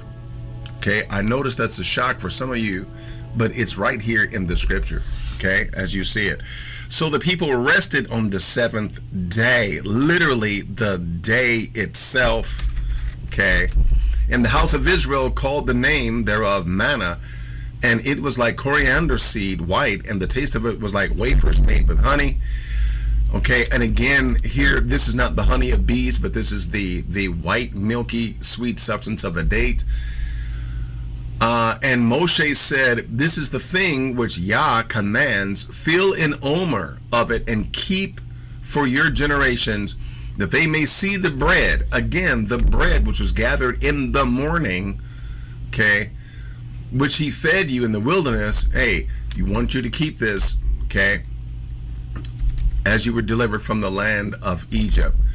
And Moshe said unto Aaron, take a pot and put an omer full of manna therein, and lay it up before Yah, okay, to keep for your generations. So this was kept, and miraculously it was kept, okay, as an offering unto the Most High. Verse 34, and as Yah commanded Moshe, so Aaron laid it up before the testimony to be kept. And the children of Israel did eat manna 40 years until they came into the land and inhabited it. They did eat manna until they came unto the borders of the land of Canaan. Now an omer is a 10th part of an ephah. So an ephah, then, if an omer is 2 quarts, then an ephah is going to be 200 quarts of dry measure. Last chapter, verse number 17. Let me get something to drink, and I will be right back.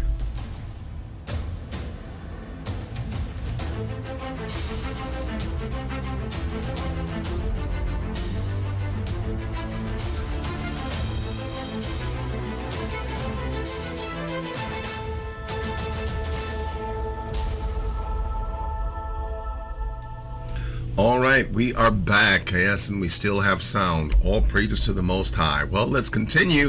This is the last chapter. Here we go. Well, taking a look at the last chapter, this is Shemot 17. We begin at verse number 1. And the congregation of the children of Israel journeyed from the wilderness of Sin after their journeys according to the mitzvah, according to the commandment of Yah, and they pitched in Rephidim, and there was no water for the people to drink. Again, what are new babies going to do? They're going to cry. Verse number 2, wherefore the people did chide with Moshe and said, give us water that we may drink. And Moshe said unto them, why y'all, I mean, why y'all trying to, mess with me and mess with Aaron? Okay. Listen, you need to understand that when you mess with me, you messing with the Most High, not because we are the Most High, but I mean, we're following his commandments. So when y'all get to murmuring and talking about me and Aaron, y'all really talking about the Most High. Y'all need to understand that. Y'all, why don't y'all get it, right? And notice, and the people thirsted there for water, and the people murmured against Moshe and said, wherefore is this that thou hast brought us up out of Mitzrayim to kill us and our children and our cattle with thirst? Can we say something here? Can I say something that I think is very important? The reason why a second generation had to be born in the wilderness is because the murmuring of the children of Israel was misdirected.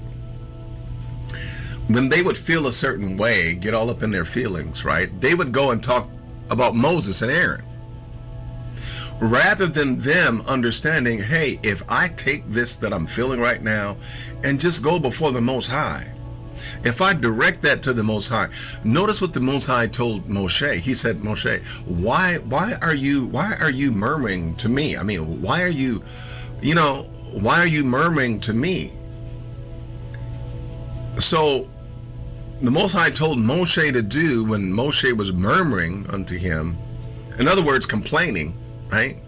All the people had to do is direct that to the Most High and say, look, we're dependent on you and we're just thirsty. Come on, help us out. I mean, we need something to drink. We know you're not trying to kill us. It would have made all the difference in the world, and there would not have been needed another generation to be born in the wilderness.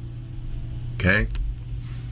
So chapter 17, verse number 3, the people thirsted, right? And they murmured against Moshe and said, wherefore is it that you brought us up out of the land of Mitzrayim to kill us and our children and our cattle with thirst? And Moshe cried unto Yah, saying, what in the world am I going to do with these people? My goodness, they are ready to kill me, Most High. They are ready to stone me.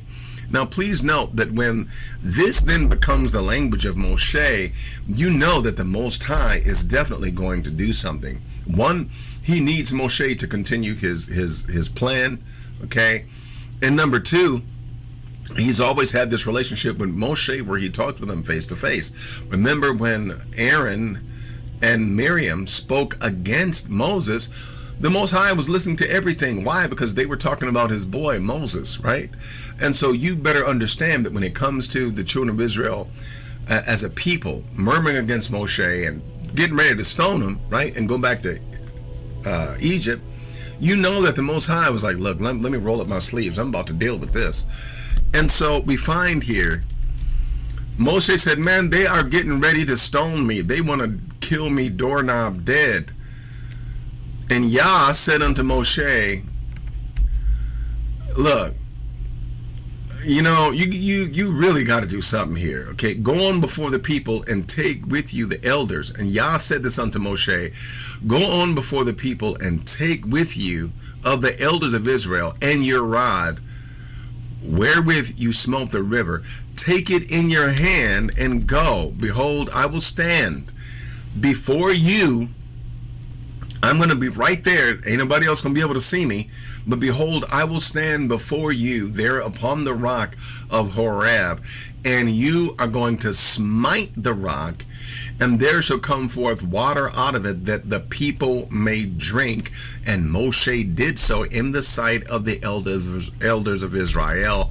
And many of you know that there is a stone that archaeologists and geologists alike believe is that very stone, because it has the markings and the bearings of there being lots of water coming through it.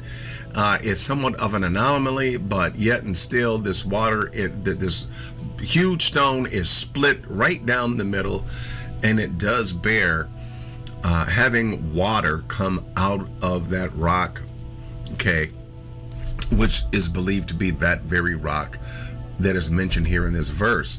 Well, notice it says, and he called the name of the place Massah and Meribah because of the chiding of the children of Israel, and because they tempted Yah, saying, is Yah among us or not? Is he here or not? Then came Amalek and fought with Israel in Rephidim, and Moshe said unto Yehoshua, okay, and let me just say this for those of you that Yehoshua, which is really in our modernistic term Joshua, in our modernistic language it would be said to be Joshua. This is the closest that any of the language comes to mentioning anything like unto Yeshua. But Yeshua is not mentioned anywhere in the Tanakh. I don't care how hard you look. I don't care how much interpolation you try to incorporate into the text, mental gymnastics. You just will not find the name Yeshua in the text. So Moshe said unto Joshua, or Yehoshua, choose us out men and go and fight with Amalek. Tomorrow I will stand on the top of the hill with the rod of Elohim in my hand. So Joshua did so as Moshe had said unto him. So Yehoshua did so exactly what Moshe told him to do, and he fought with Amalek. And Moshe and Aharon and Hur went up to the top of the hill, and it came to pass that when Moshe held up his hand, that Israel prevailed, and when he let down his hand, Amalek prevailed.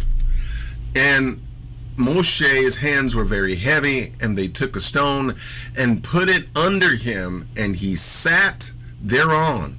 And Aharon and Hur stayed up the hands of Moshe, the one on the one hand and the other on the other side, and his hands were steady until the going down of the sun. And Yehoshua discomfited Amalek and his people with the edge of the sword. And Yah said unto Moshe, write this for a memorial, because our Elohim is very sentimental and he wants us to include things as a part of our cultural memory. He says, hey, write this down in a book and rehearse it in the ears of Yehoshua. Okay, rehearse it in the ears of Yehoshua, for I will utterly put out the remembrance of Amalek from under Shemayim. Now this is significant because the Most High is going to later cause Joshua to have to fight against the Amalekites. So this is really a note, this is the Most High saying, get a sticky, okay, get a sticky note, Moses, and I need you to write this down, because you're going to have to tell Yehoshua, you're going to tell Joshua, look, this is really what I want done, okay? You need to deal with these people. Get a sticky note and write that for Joshua, and let him know that this is something that hey, it's going to keep coming up, and this is what I want you to do. Verse number 15, and Moshe built an altar. Moshe built an altar and called the name of it Yahweh Nisi. For he said, because Yah hath sworn that Yah will have war with Amalek from generation to generation. So the Amalekites were a thorn in Israel's side, but I want to bring note to something here. That notice that Moshe built an altar and called the name of it. What it? The name of the altar. He called it Yahweh Nisi, meaning Yah is our banner. Okay, you will find that, people say, you are Jehovah Jireh, you are Jehovah Rapha, you are Jehovah Nisi. Those are not the names of the Most High. Those are names of altars that were built into the Most High. Okay? The Most High has a name, and he's told you what to call him. Yah. Again, Psalms 68 and 4. So, when you look at Abraham, okay, building an altar, what did he call it? Jehovah Yireh, or Yahweh Yireh. In other words, the Most High, he will see. Yireh, right? He will see. The Most High does not have any other name other than the name that he's given us to call him. Okay, all this Jehovah Jireh, Jehovah Nisi, Jehovah Rapha, those aren't the names of the Most High. Those are the names of the altars. Don't get caught in subtle idolatry by worshiping and calling the Most High by a name that is not his. Okay? It could be said that this is just as much idolatry for you to call the Most High an altar that was built to him, and to call that as being him. Let's be careful, right? Be circumspect in all of these things. And notice what we read here in the last verse. It reads that the Most High has sworn that he's going to do this from generation to generation. So this is the end of our Torah portion for today. When I return, we will get questions about this portion of the Tanakh when I return. Be right back.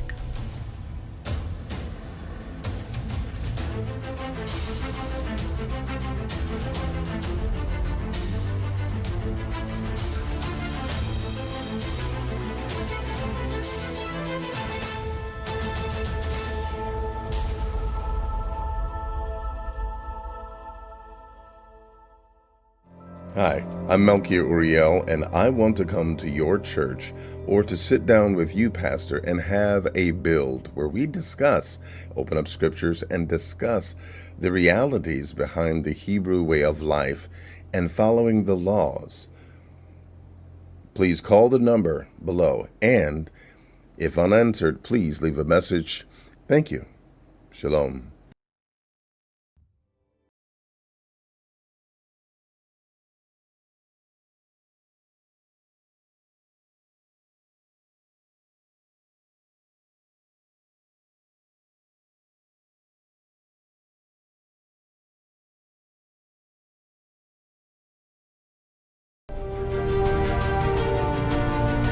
Now is the time for you to ask your questions. The call-in line is open. Feel free to call in with your question or state your question in the chat. Please make sure that you put my name on the message or the comment or the question so that I will know that I am to address it.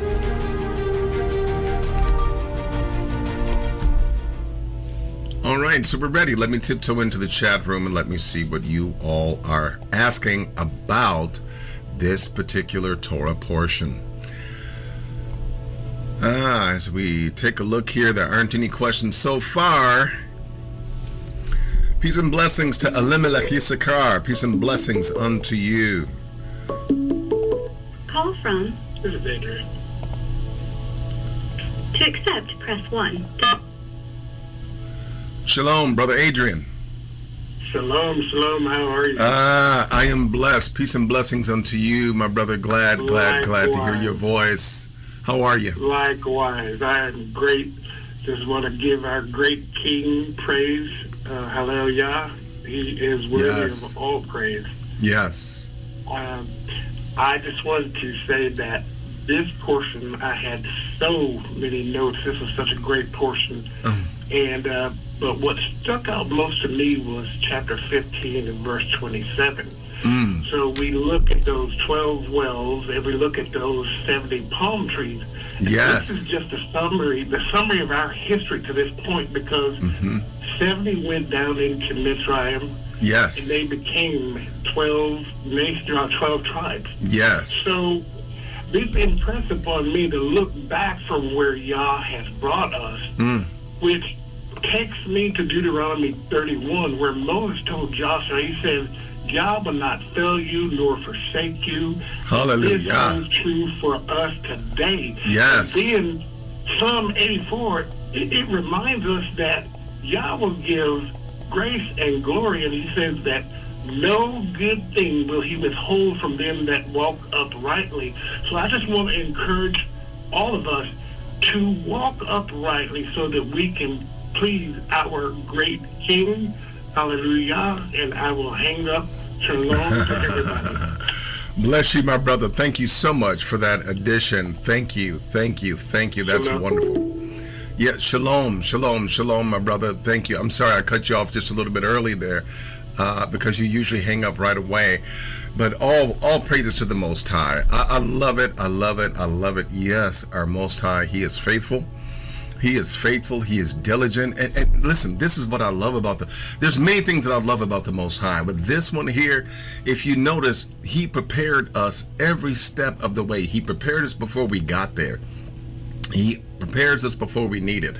Now, the only time that He did not prepare in ahead of time was when He was really testing us to see if we would lean and depend upon Him, and He'd see if we're going to ask Him for what it is that He is so willing and able to give us. And so He waited for them to ask for it. But other than that, He provided everything ahead of time. He already had a way of escape, right? He already had a plan of deliverance. He already had a way of defeating Egypt. Listen, the Most High, He prepares you well in advance.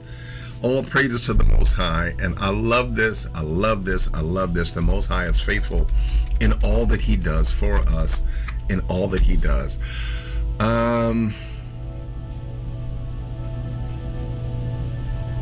Okay, so Raymond Radcliffe asked the question. He says, and also this kind of goes into Elimelech Issachar's question as well. It says, is the ending, I'm sorry, he's answering Raymond Radcliffe, which is true. The even is the end part of the day. Okay.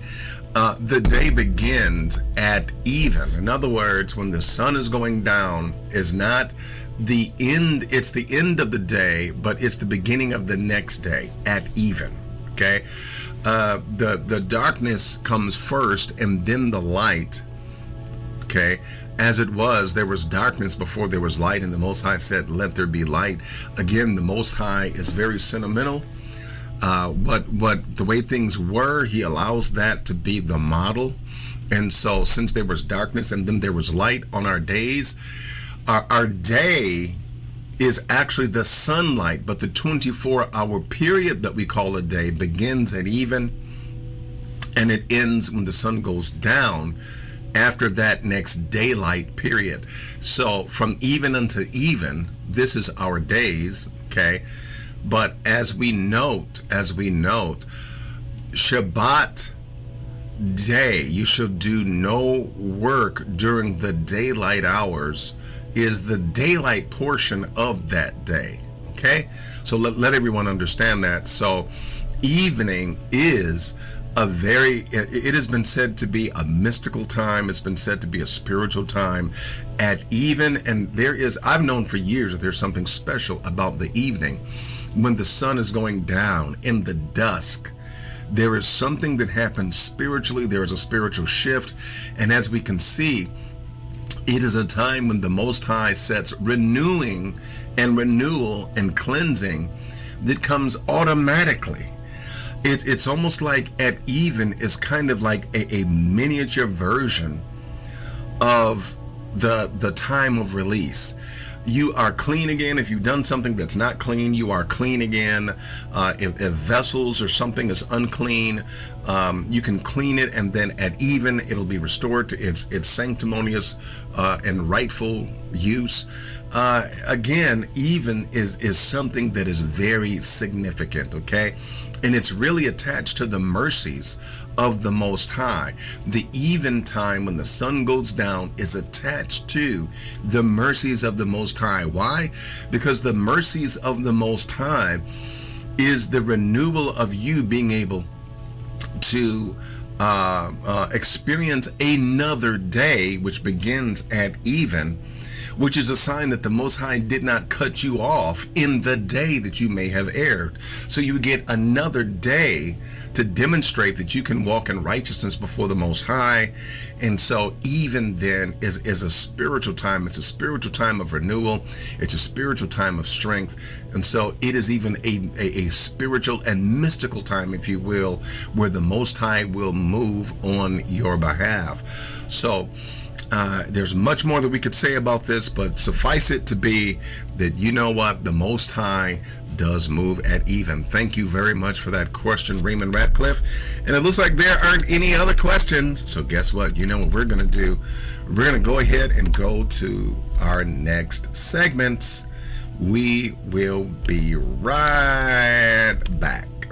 Hi, I'm Melky Uriel.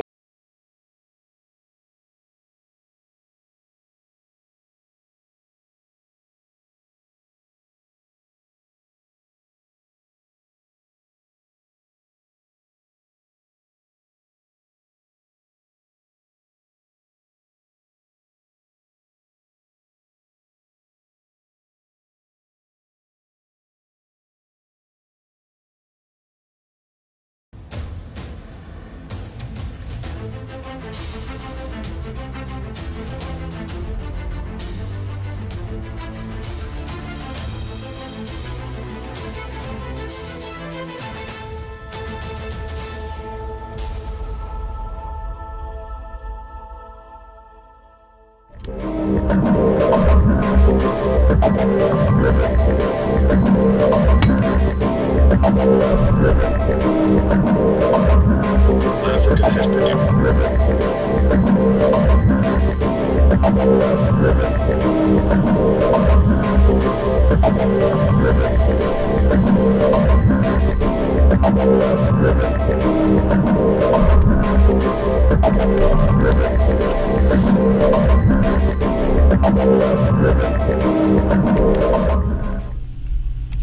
Africa has produced some of the most dramatic church attempts on miracles and prophetic demonstrations. You know, I know some of you are like, man, he just keep on picking on these African churches.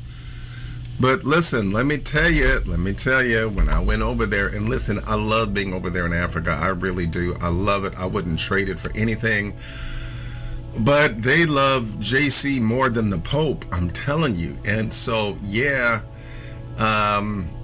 they are kind of like mesmerized by the whole Roman Catholicism thing and church itself. But anyway. Oh, you want to drink pineapple juice? Now that is just as fake as you can imagine. She need to quit. And most of what you are about to to go the way it did.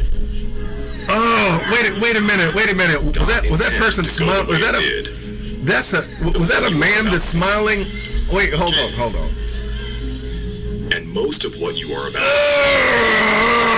to go the way it did. Today we are going through 13 African pastor miracles that went horribly wrong, and by the time we get to number 1, you will understand why some of these clips have never stopped circulating. Lunchtime. Shalom.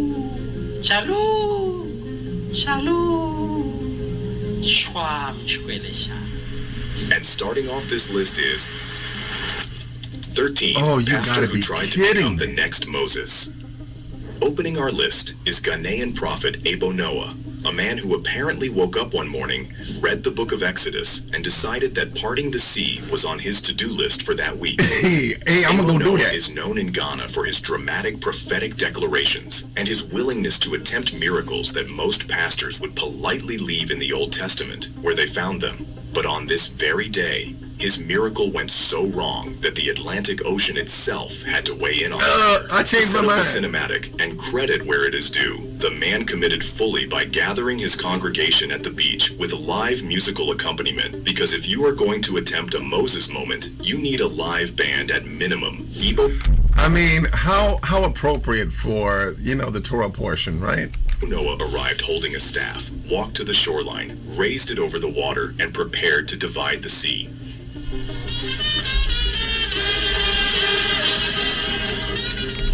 Oh, I'm sorry. I am so sorry. Wow.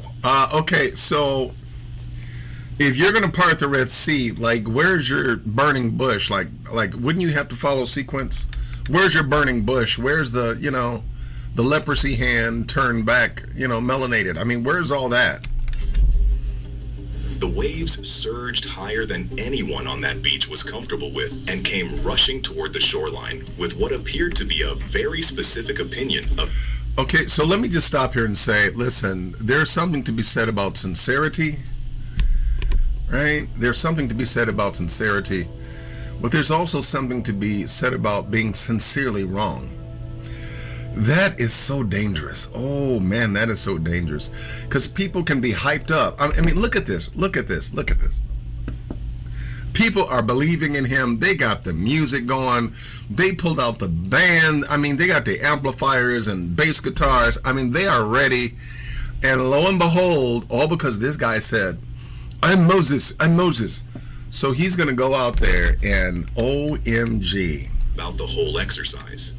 Ebo Noah, the prophet who had promised his congregation a parting of the waters, turned around and ran back to dry land. Waves chased him up the shore, and the sound and the music and the prayers did not help even slightly. Why are you raising up your cloak if you're supposed to walk on dry sea or dry land? So, dude, I mean, you are already admitting your defeat. You know that that's not going to work. Now we thought Ebo Noah running from the ocean was going to be the most memorable man versus nature moment on this list. But so wait, so what did he tell his congregation though? See, that's what I want to know. Well, you see, it was revealed to me that my faith,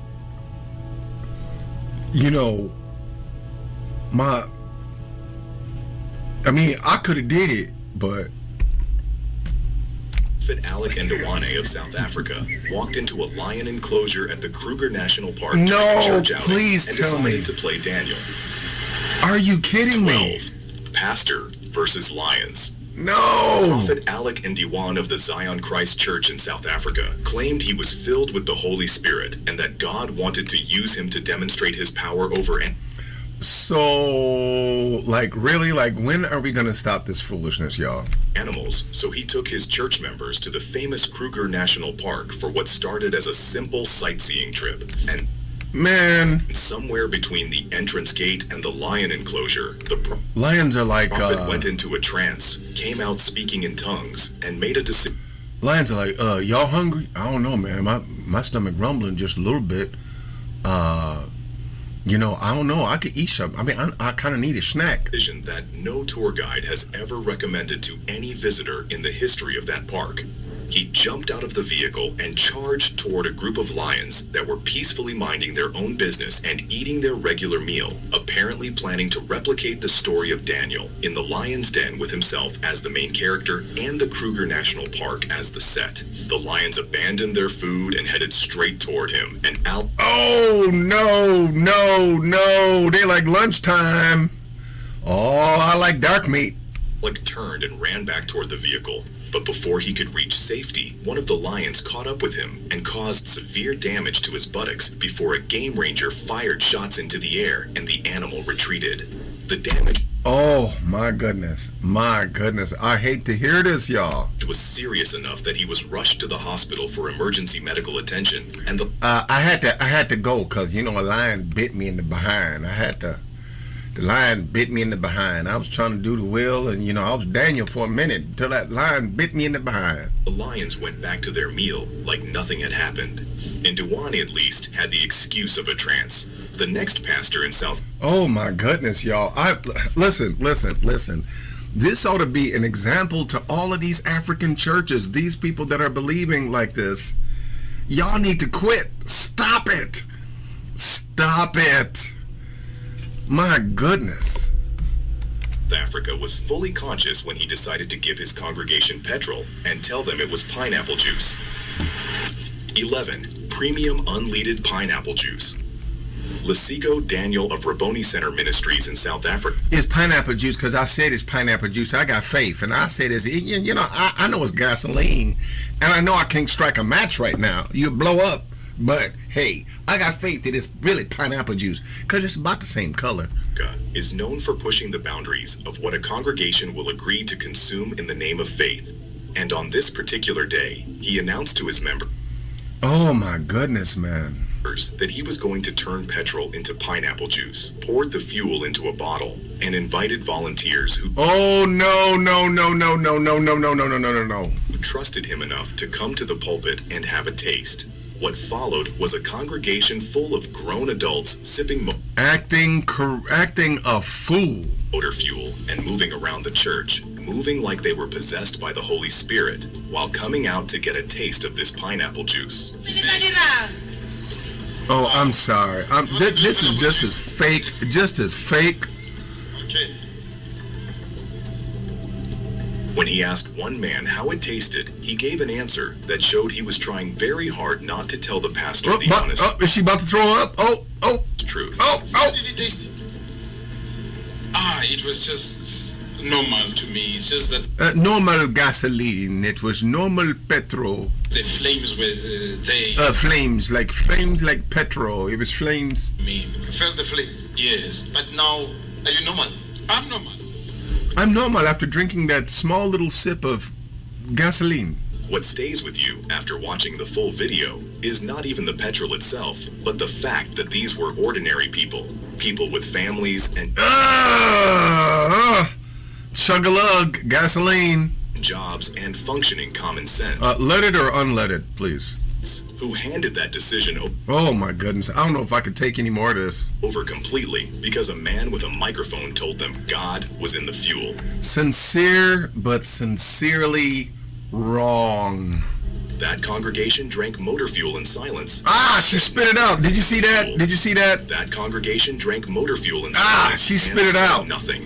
The fuel. Did you see that? Completely because a man with a microphone told them God was in the fuel.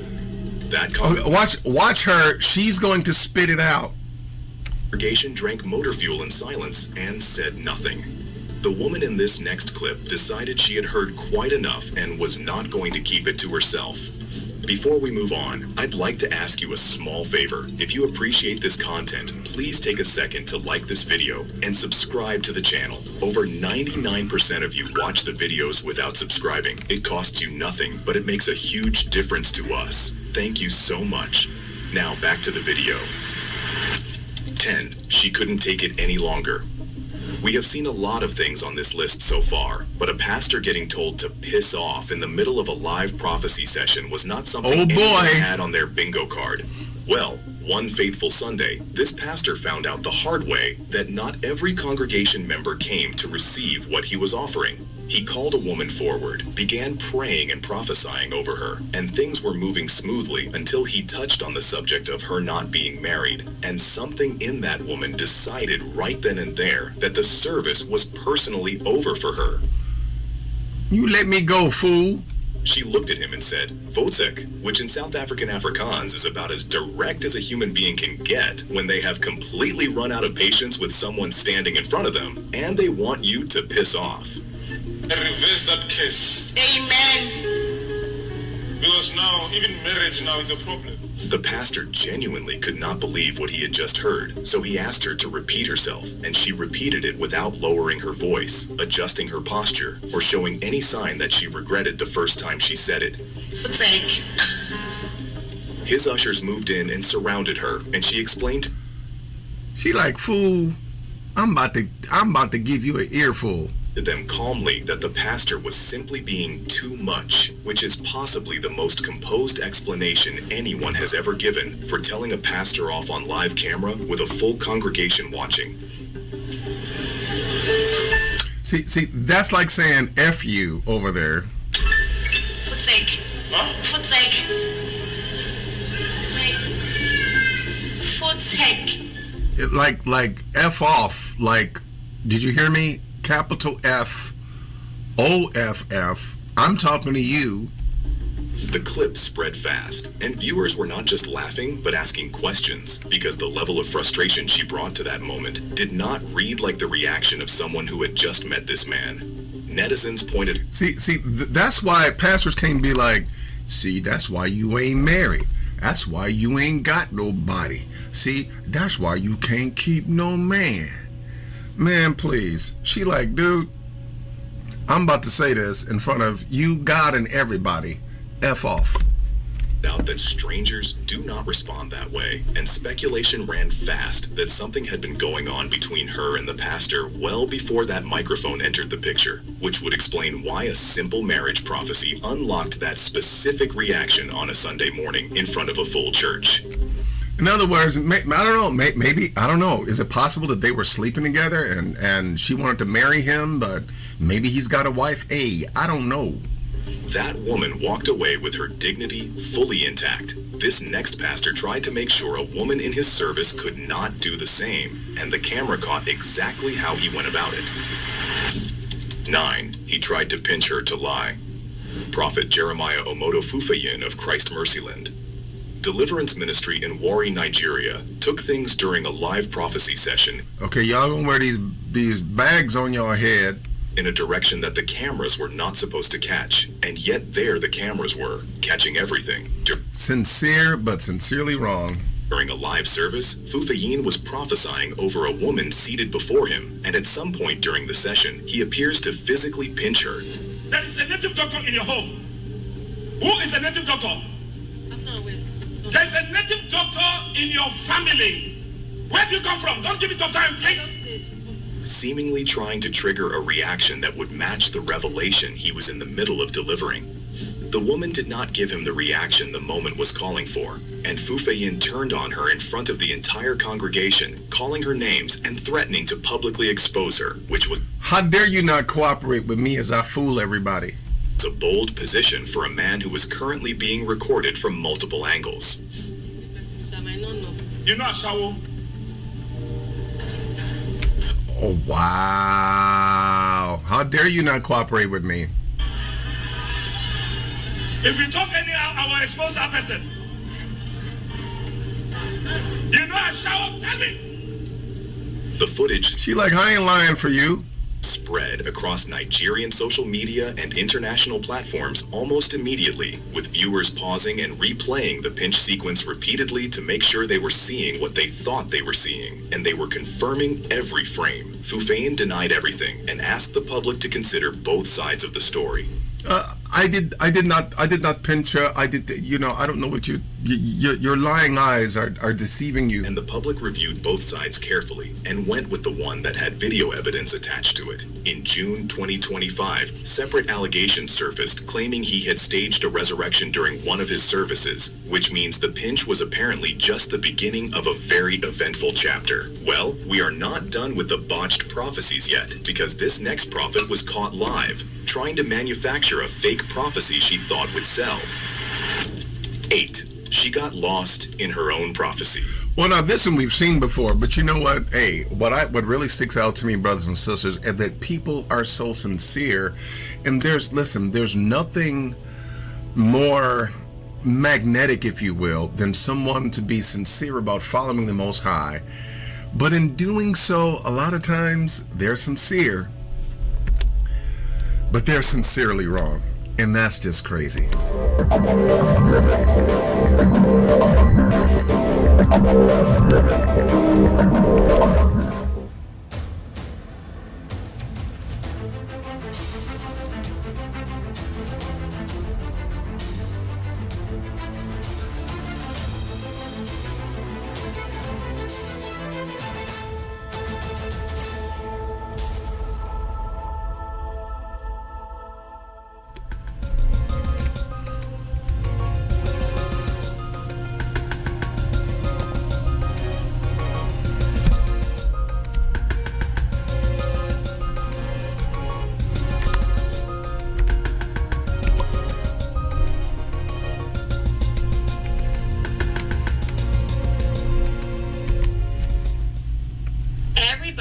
talking about making money with AI, but most of them are just selling you guys theory. Yeah, you could do this or you could try that, but have they actually tried it? The difference between me and them is that I have receipts. This video is going to be like nothing that you've ever seen before, because I'm not going to just tell you 5 unsaturated ways that I found that you can make money online with AI. I'm going to actually show you live examples step by step so you can do the exact same thing starting today.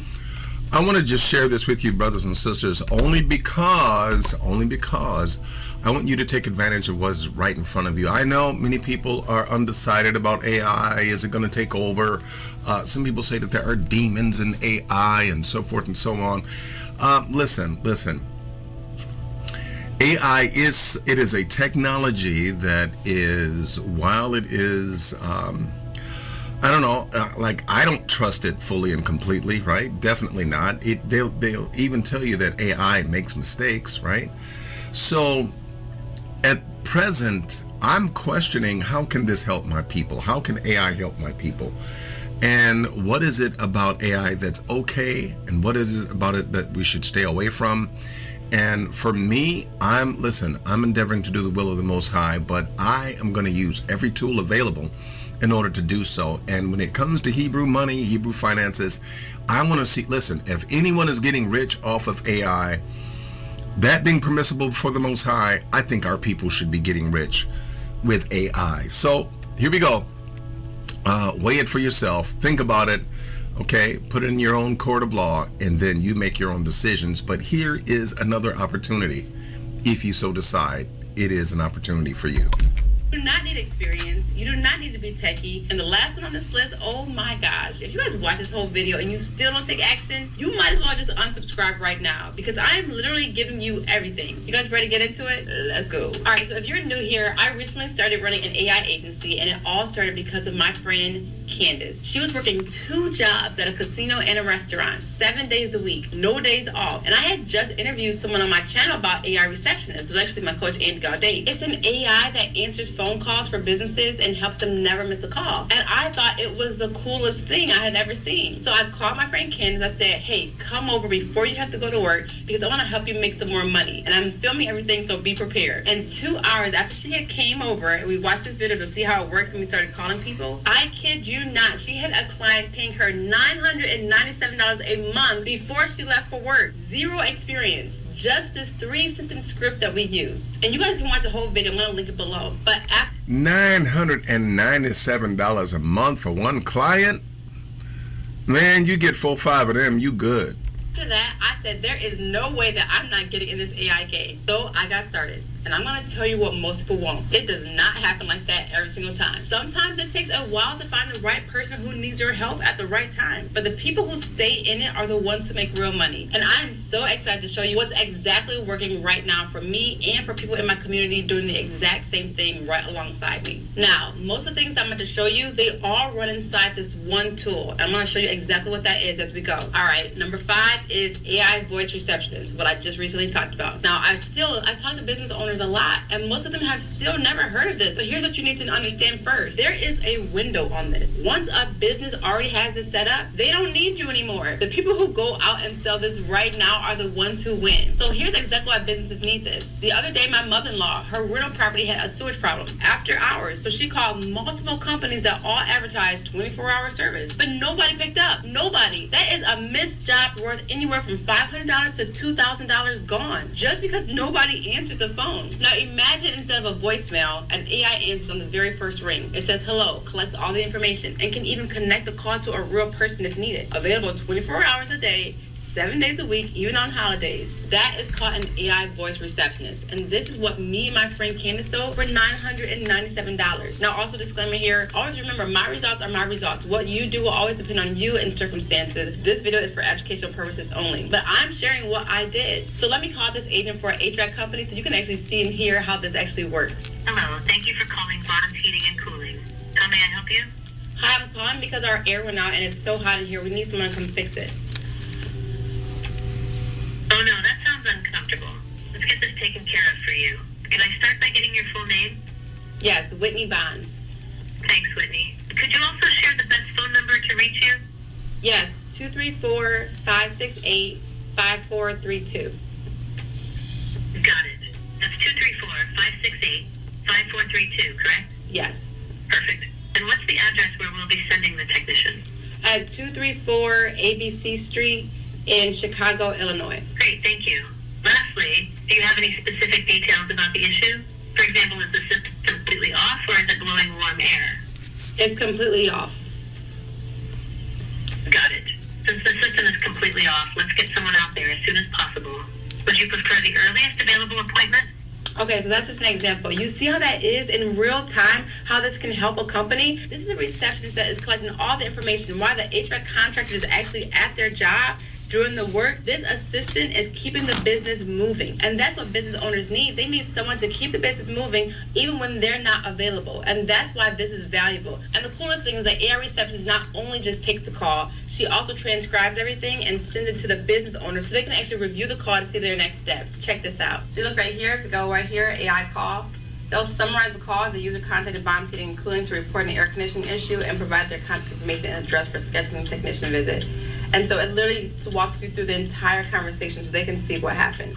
This is a game changer. This happened on the first ring. No employees, no call center, just a small local business that never misses a call again. Now I have a whole free tutorial showing you how to set this up and my 3-sentence script that we use to sell this thing. Now I'm going to put all of this in a free guide for you guys so you have access to all the links to easily access this stuff. But this isn't just for HVAC companies. Think plumbers, roofers, electricians, lawyers, personal trainers. Basically, any business where a missed call means a missed customer. That is almost every small business that you drive past today. So here's how you get paid for setting this up. Every client that wants this gets their own account under your high-level account that I was talking about earlier. Now I have guides on all this stuff. But you set up their AI receptionist inside it and they pay you every single month like a subscription. The same way you pay for Netflix, except now you're Netflix. You charge anywhere from $297 to $997 a month per client, recurring, every month. Check out that video that I'm going to put in the guide so you guys can create this today. And number 4, same tool, and this one is personal to me because I recently did a live. I had over 130 people watching, and I asked someone in the chat to let me create a website for them in real time so I could show them how this works. Now, using the same tool, high level, they have a vibe coder. Someone in the chat volunteered. They told me that they had a plus-size women's boutique. And I literally just put in this one sentence. Create me a website for a plus-size women's boutique called Fashion Figure Boutique. And in less than 5 minutes, it had created this beautiful website. Actually, it was stunning from one prompt. And if you guys want to make any changes, you just tell it what you want it to change, and it changes it. That's why I said, if you can text, you can do this. So I want to give you guys a real play right now on how you can actually sell this thing today. So if you want to get a client, I want you to use this strategy. Now I saw this post, I'm like, this can be done for this exact thing.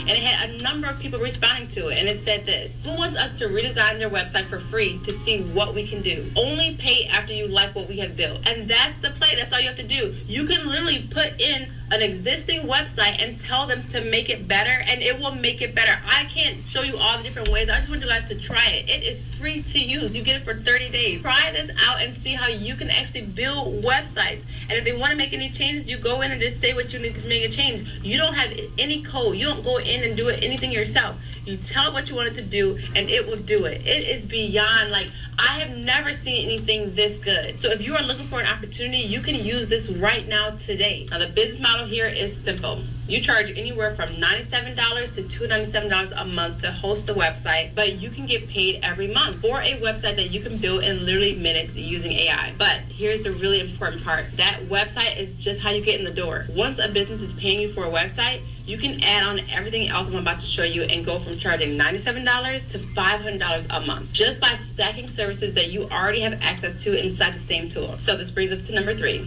and it keeps getting better and better. Now we're talking about reputation management, also known as helping local businesses with Google reviews. Every single month you keep a client, things get better for them. More reviews come in, they show up higher on Google. If they're showing up higher on Google, the more visibility they're going to get, the more calls they're going to get, the more money they're going to make. Now, you know how Google reviews work. If there's a new restaurant or you need to hire a plumber, what do? You go to Google and you check the reviews to make sure that you're going to be making the right decision. If they don't have reviews, you go to the company that does. But most business owners have zero systems for actually getting reviews. They just hope customers will actually leave a review, or they ask them, but people forget and they move on, and they still are left with the same 14 reviews that they started with, while the competitor down the street has over 200. And here's exactly what I do for my clients. I ask them for their past clients' information. All I need is their name, phone number, and email address. I take those past contacts and I put them through the simple automation, asking them to leave a Google review. I send them a text the first time. If they don't respond within 2 days, I send another gentle nudge to the text. After that, that's it. But we have seen that most people are actually leaving reviews after the second nudge. They want to leave a review, but then life gets in the way and they forget. But that second text message, that's the one that we have seen the most conversions on. So I typically get a 5 to 10 response rate, and this is why this works so well if they have a lot of clients that they have never asked. For example, I have a text repair client. She has over 1,000 past clients. I put her list through my automation. She went from 13 Google reviews to over 110. And this might be one of the biggest impacts. She moved from deep on page 2 for text repair near me to now on the first page of Google, currently in the number 4 spot. Almost getting into that top 3 spot, which is where everybody wants to be. No paid ads, just using customers she already had. And that's just step 1. Once reviews start coming in, somebody has to respond to them. Google actually rewards businesses that respond to reviews, but most business owners never do it because they're too busy. So you set up AI inside High Level to respond to them automatically. Every new review gets a response. That sounds real. Matches how the business talks and goes out on its own. You set it up once and it just runs. But here's where it gets even better. Those 5-star reviews sitting on Google, they're also free content. You take a great review, turn it into a social media post, and automatically schedule it out to go on Facebook, Instagram, wherever they post, all from the same tool, High Level. This business owner never has to now think about their social media again. And think about what you just became to that business. You're not just the person who does their marketing. You are part of the reason their phone is ringing more. And inside my community, I have a whole free course on how to get all this. I'm going to put that in a free guide too. Now, number 2 is something I said that I would never do for clients, but this is an offer for $1,000 a month or more, and it only took me 2 hours to do. So, one of my clients is a financial advisor, and she gets clients through 2 ways, word of mouth and referrals. But you don't want to have your whole business relying on just those 2 things. You should have an online presence. You want to be staying top of mind, so when someone needs you, they'll be like, oh yeah, her. Because she's always giving value talking about this. So I did something for her. I got on a video call with her, recorded it using this free AI tool called Fathom, and I took the whole transcript, basically, which is a written version of everything she said, and I dropped it straight into Claude, which is a free AI tool for those who don't know. And I gave Claude everything, her story, her client, who her clients are, what she's trying to help people with. Her company gave her a document with all the things that she can't post, so I put that document into Claude too. So it knew the rules before writing anything for her. And then I asked Claude to create a full month of social media posts, real stories, helpful information, just little quotes. So I designed some posts in Canva and others are just good storytelling to get good engagement. And I use the schedule it and go High Level to set this all up. And I'm going to show you right here. Okay, so you can see right here, these are all the posts for all this month that I have done. Well, of course, this gets very detailed, brothers and sisters, but bottom line is, I want you to be able to take advantage of what is presently in front of you so that you can make money. And hey, I know that this gets very detailed, but this is one of those videos for those of you that are curious about what this is, who is this, where is this person, so forth and so on. Let me share this with you, those of you that want to know. The title of this is, I found 5 unsaturated ways to make money with AI. So what I'm going to do is I'm going to put the link, excuse me, I'm going to put the link to this actually in the chat. I know that we may have 1 or 2 people that are asking, well, hey, what about this? How do I get this? How do you, can I watch this? And of course, yeah, you can watch this. So I'm going to put this right here, and hopefully you guys can take that link and you can go there. So, hey, we'll be right back with more on Shabbat Morning Coffee. I'm your More, Melky Uriel. Glad you're here. Be right back.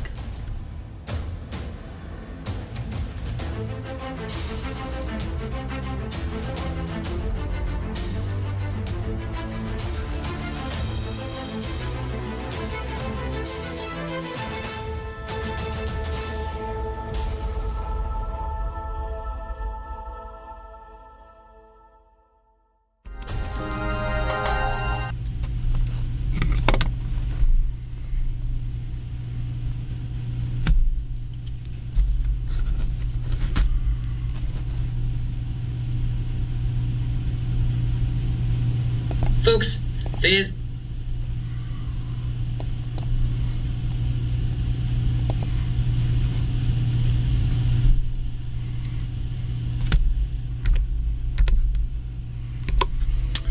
All right, controversial corner. This next one, man, this, hey, like that guy that's on YouTube, man, get in here. This next controversial corner, to some it's controversial, to others they may consider it as being somewhat blasphemous or polemic, being like fighting words. That's what, something that is polemic is. Basically, you're saying those are fighting words. In other words, how dare you say that? And in this, they're asking the question, or some people are actually stating that the Islamic prophet may have been, or perhaps someone is even saying that they're gay, right? And some have even said, well, JC was gay, right? He was a homosexual. Well, I know that there are individuals that want to put that label on anything that moves in order to substantiate and make themselves feel better about their particular worldview. But without any further ado, let's look at this controversial topic. And I don't know, do we see people here that are sincere but sincerely wrong? Let's find out. Folks, there's been a situation. So God Logic, he's kind of this YouTube content. God Logic, I did a recent rebuttal of one of his claims that the Trinity is in the Old Testament. Creator. He also goes to places to go and debate Muslims. He went to a place where you could find the most Muslims in one place. So of course he went to the UK, and he was debating a bunch of Muslims, and they called him out for calling the Prophet Muhammad gay. Now, this is the best way to start your Pride Month, so let's get going. This is the tweet, and there's a little bit more context here, so let's take a look at it. American Christian preacher God Logic on his UK tour went to Doha stall and called the Prophet Muhammad a homosexual. His friends, Apis and David Wood, who curse Muslims and Islam for a living, and this man is being celebrated as a leading Christian apologist. Okay, so let's take a look at the picture, at the post, and this one. I mean, I'm actually surprised that he walked out of there alive. I mean, Muslims don't play. They will kill you doorknob dead for talking about Muhammad. One was from Smile to Jannah. Let's go. No, Muhammad's gay. No, he's not. You know that? You don't know Muhammad got rolled all night by the Zoot? You don't know that was it? Talk to him. No. Wow, so it's a 12-second clip and it shows that. I'm surprised that he walked out of there alive. Pretty, wow, okay, well, not looking good for Muhammad right now. Okay, then he responded to this tweet saying, "What a liar, Smiles to Jannah edits out this Muslim coming up to me and arguing that Jesus and Paul are gay. Nobody checks him. So I warned him that I'll start talking about Muhammad if he persists. He persists, so I return that energy, and all of a sudden they flip out despite being silent when this guy initiated the disrespect. Read Surah 6:108, sometime Muslims' dawah is deception." Okay, so this is the full context of the clip. Let's watch this. Come respectful, then I'll talk to you. Until then, stick to the side. Come respectful, and then we can talk. What did you ask? Come respectful. Come respectful, because the second that I start talking about your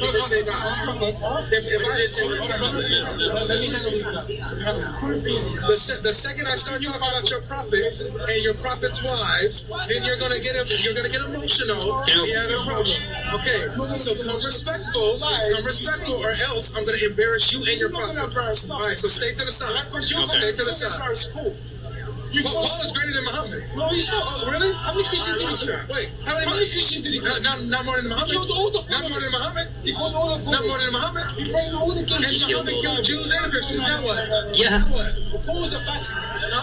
Paul is a Bati man. A Bati. Say that again? A Bati man? Yes. What's a Bati man? Like gay. Oh, gay. Oh, Muhammad. Oh, you're saying Paul's gay? Yes, he is. Wait, no, Muhammad's gay. No, he's not. You know that? You don't know Muhammad got rolled all night by the Zoot? No, he didn't know that was it. Yeah, now he pipes up. After all of that. Interesting. Talk to him. Talk to him. What they're saying about his wife That's your prophet. That's your prophet. That's your prophet. That's your prophet. That's your prophet. Don't confuse my wife with your prophet.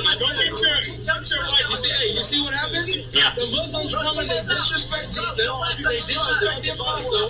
Then when we bring out the truth about their prophet, then they cry and they get insulted personally. Yeah. Hey, don't start crying when y'all come disrespectful. Yeah. And then we bring out the facts about your prophet. Let's go. So that's your prophet. Dude, now you know what, right? This everybody knows that this is how it goes, right? You can insult Christians as much as you want. They do it all over social media. They do it in movies. They do it everywhere. But the moment you insult some Muslim thing, anything to do with Islam, then it's a major issue, and everybody's all riled up, and everyone's got a massive problem. Especially Muslims, they can't take it, dude. They really can't take it. Now, I had a friend back in the day who used to say, if you can dish it, then you need to be able to eat it, right? If you can dish it, you can eat it. The problem is, with a lot of Muslims, they'll dish something that's unhalal, and then they'll realize, oh no, I can't eat it. And so this is what we're seeing in this situation. I'm interested to hear what your thoughts are about this whole fiasco. I mean, clearly pulled out of context. Well, I will admit to you, I have never heard this before. I have never, ever heard this before.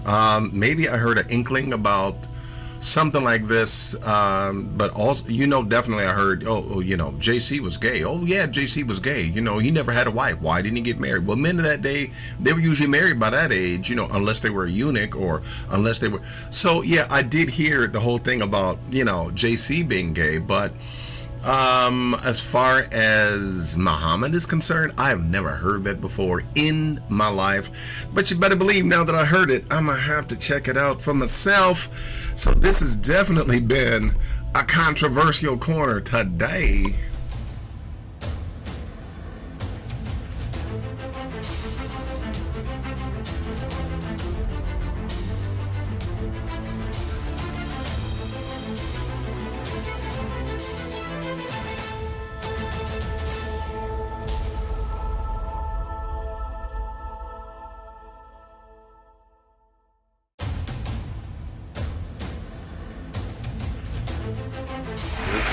How much you know? If I'm learning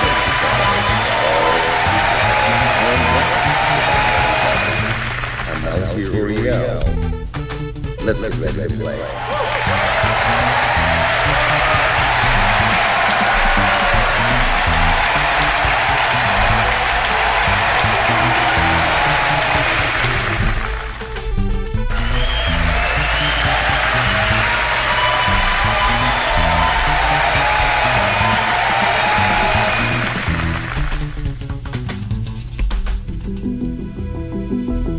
How Hebrew are you? Do I know about Levites in the Tanakh? Do I know about Levites in the Tanakh?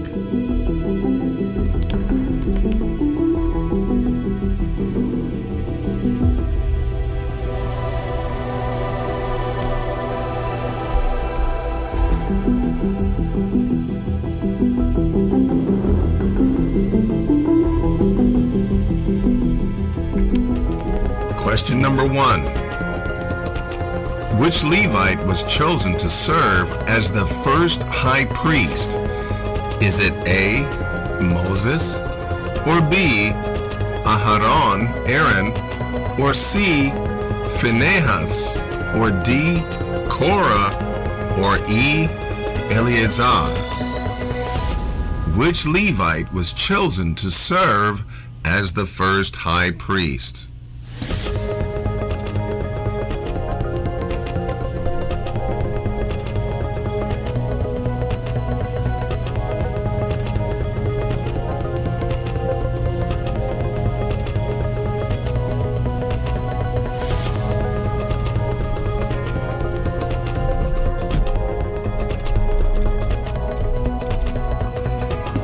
Our brother Adrian is the first to weigh in with the B. Also, Mr. Weeze weighs in with the B.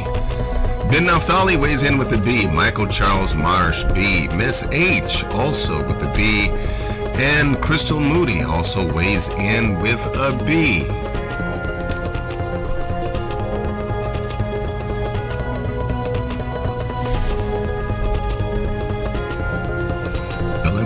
Issachar also weighs in with a B. And what is the answer? Of course, the answer is B. Which Levite was chosen to serve as the first high priest? The answer is B for Aharon or Aaron. This comes to us from Exodus 28 and verse number 1. And take now unto thee Aaron thy brother, and his sons with him from among the children of Israel, that he may minister unto me in the priest's office, even Aharon, Nadab, and Abihu, Eleazar, and Ithamar, Aaron's sons. Congratulations to everyone that did get a correct answer in B. Raymond Radcliffe also weighs in with a B. Question number 2. Which Levite family was assigned to carry the curtain coverings and screens of the tabernacle? Which Levite family was assigned to carry the curtains, coverings, and screens of the tabernacle? Was it A, the Kohathites, B, the Merarites, C, the Gershonites, or D, the Aaronites, or E, the Ithmarites? Mr. Rees is the first to weigh in with an A.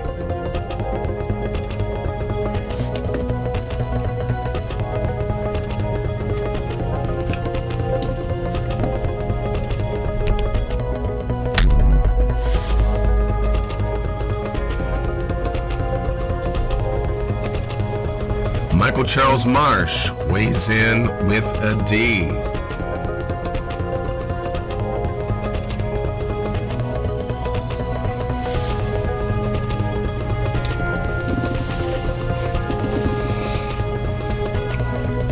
Brother Adrian weighs in with an A.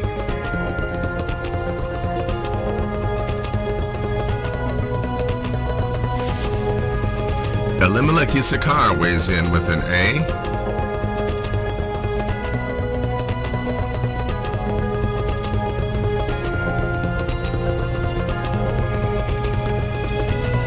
Ben Naphtali weighs in with the C.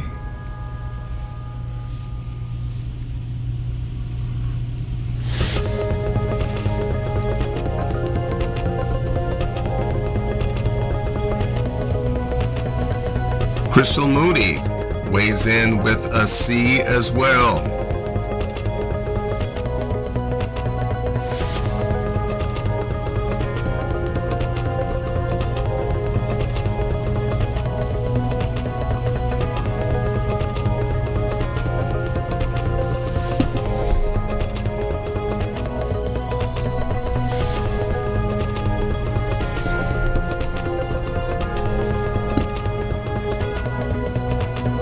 Raymond Radcliffe weighs in with a C. Going once, going twice.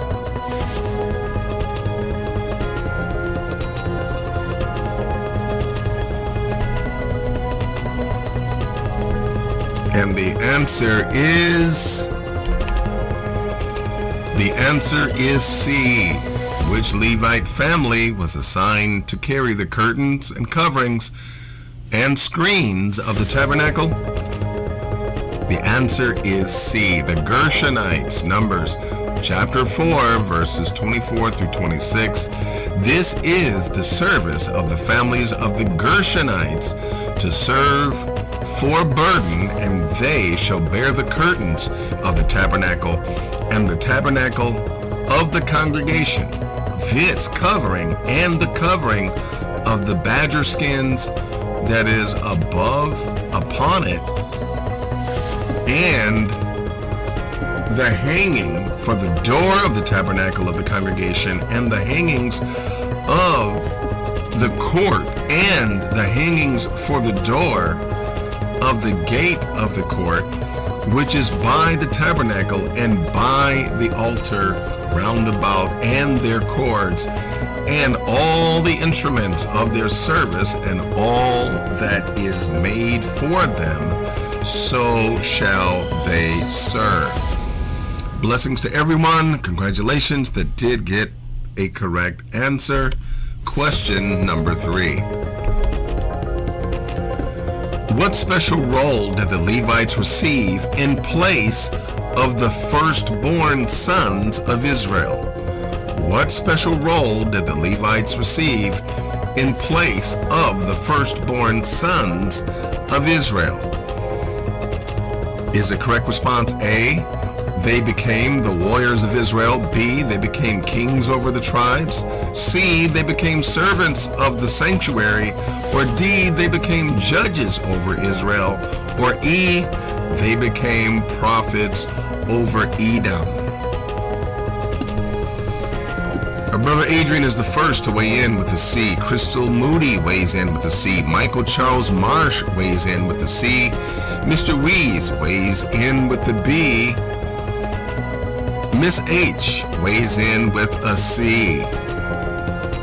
Ben Naphtali weighs in with the C. Mr. Wees says, hey, no worries, it is C. Our beloved elder Christine Cronin weighs in with a C. Miss H weighs in with a C.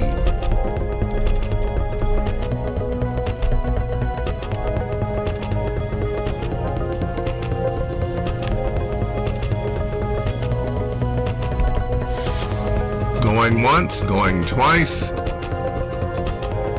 And the answer is, as Elimelech responds with the C, the answer is C.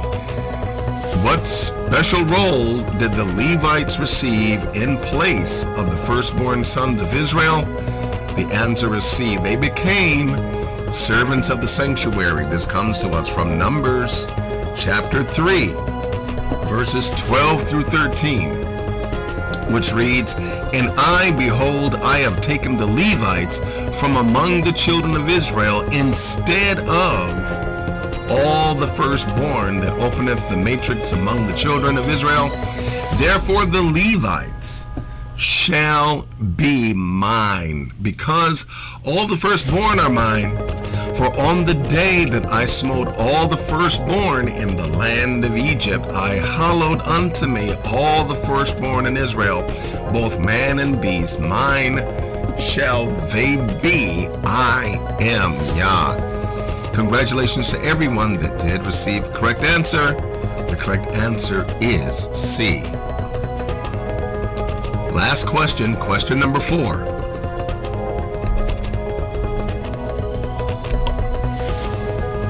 Which Levite served in the house of Eli and later became a prophet and judge in Israel? Which Levite served in the house of Eli and later became a prophet and judge in Israel? Is the correct response A, Shmuel, Samuel, B, Zadok, C, Asaph, D, Merari, or E, Abishai?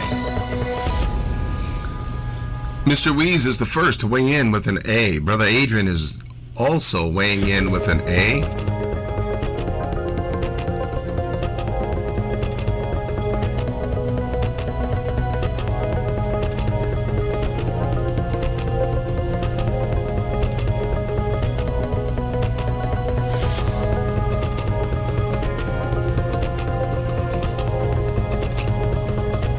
Ben Naphtali weighs in with an A. Miss H also weighs in with an A. Michael Charles Marsh weighs in with an A.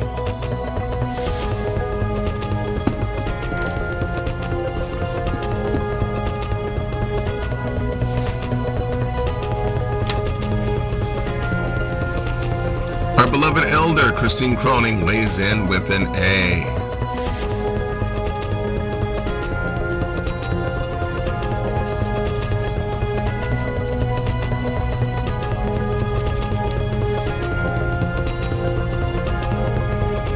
Going once, going twice. Raymond Radcliffe weighs in with an A.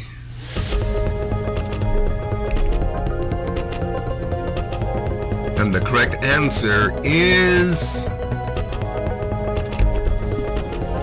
The correct answer is A. Which Levite served in the house of Eli and later became a prophet and judge in Israel? The answer is A.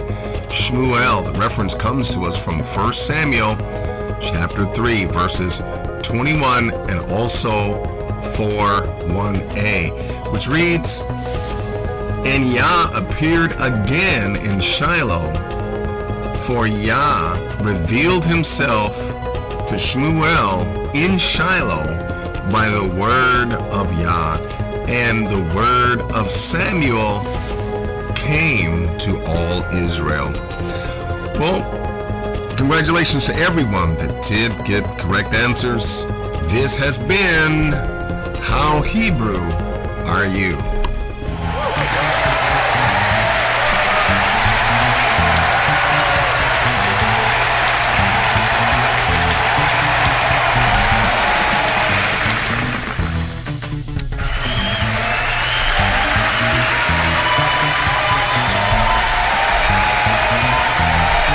Hi, I'm Melchior.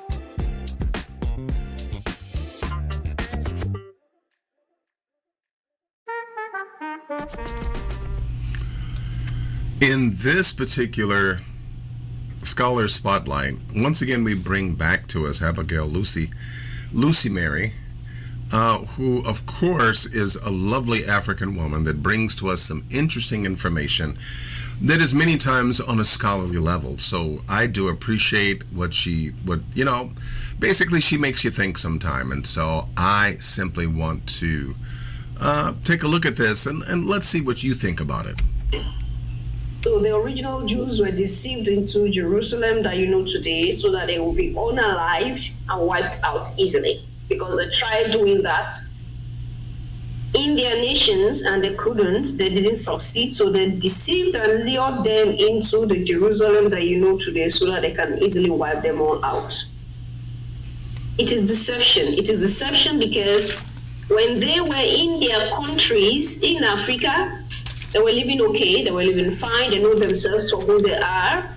But when they deceived them into that so-called Jerusalem that you know today, which is obviously not Jerusalem, I made a video about locations. We've been doing videos about mapping here, so you should know the real Jerusalem.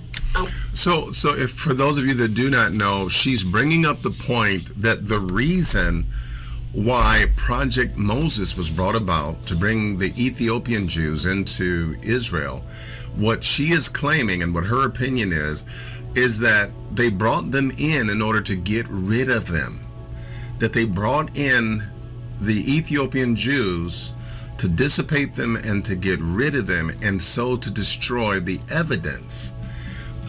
This is a very I've never heard this argument made before, but she is saying this, and let's hear what she has to say. Where it is located at, right? And this tallies with the geographical description of Jerusalem in holy books and text, okay? So this one we have today are all duplicated places for the tool of control by of course, you know them. We've been talking a lot about that here. I hope you're not new here, but if you are, do remember to hit the subscribe button, give this video a thumbs up, share to 1 or 2 persons. And we'll be delving right into this, and then we'll have a discussion after that, okay? The original Jews. I grew up hearing about Jerusalem. I was told if we got there, all hardships would vanish because it was such a holy place. Suddenly, I heard a megaphone announcing that everyone who has the right papers should go to the embassy. We rushed so quickly, I didn't even have time to put on my shoes. I actually came to Israel barefoot. 35 military and civilian aircraft are assembled. They had just 25 hours to airlift over 14,000 people. The operation works at a lightning speed. Aircraft barely have time to refuel before flying on. 28 planes are in the air at the same time. 400 buses escort the newly arrived refugees to specially built centers in Israel. Years of planning are coming together. Halfway through the day, the Ethiopians derail the mass airlift. I get news that the control tower of Addis Ababa is beginning to make difficulties for our planes to land. So I asked them to find out what's happening. The Ethiopian government are nervous and demand Uri pay before the operation can continue. With the rebels fast approaching, time is running out, but no one knows the Ethiopian bank number. The finance minister had fled. Uri and the remaining Jews are stuck. He needs a miracle. I asked for the person who is going to replace this Minister of Finance person. It so happened that I knew him when I was ambassador. I said, look, you know me. Do you believe me that I, ambassador of Israel, would want to cheat you after a miserable $35 million? Take this phone your boss, the new prime minister, saying that you were satisfied that the money was ready in the account of Ethiopia. He phoned, the road opened up, and the last planes began to move out. The planes are loaded with refugees. One is so full it has 1,088 people crammed on board. It remains a world record in aviation. The mission, dubbed Operation Solomon, is a success. Uri achieves Operation Solomon, not Operation Moses, but Operation Solomon for wisdom. Okay, remember what Egypt said, let us deal wisely with them. what was unthinkable just a few years earlier. He rescues almost all of the Ethiopian Jews. Have you heard the expression, the road to hell is paved with good intentions?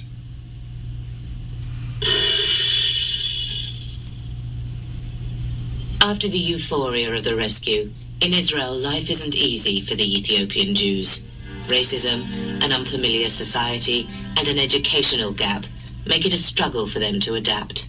When you see me, you know that I came from Ethiopia. And this is something to many people is not easy to accept.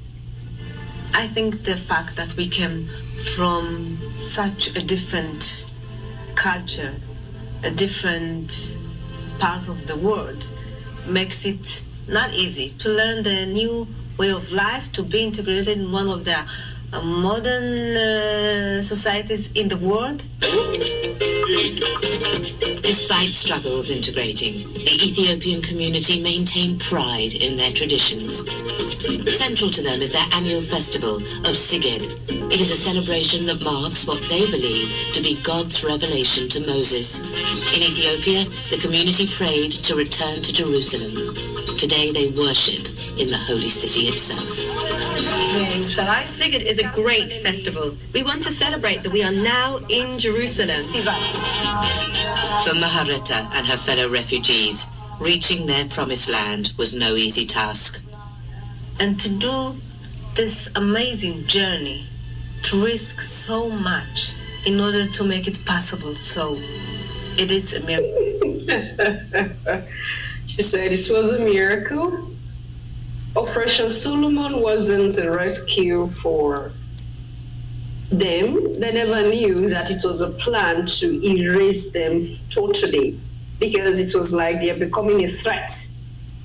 Why? Because these melanated were aware that this is who they are, and it was a threat to those who had organized the other group on the other side.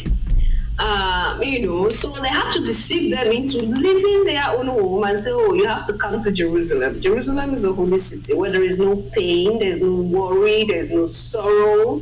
You see? They lure them into this Jerusalem. And you know what happened after that?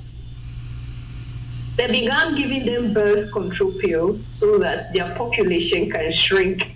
You see why I said it was a deceptive move to just lure these people in there and finish them. And my melanated people who are always deceived agreed. We're so happy. And you heard her, the last person said it was a miracle to be in Jerusalem. In so-called Jerusalem. See, there have been efforts put in place to erase the original people for a very long time, not just today.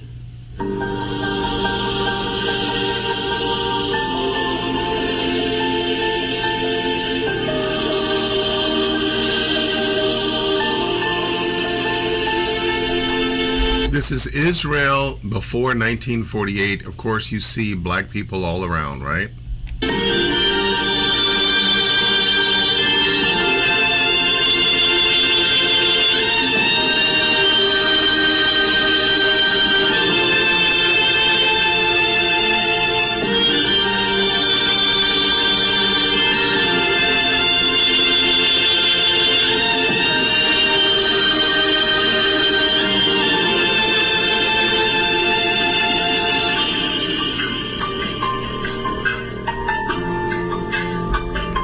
These are the original inhabitants of Palestine and the surrounding areas of what we call Israel, right? Before 1948.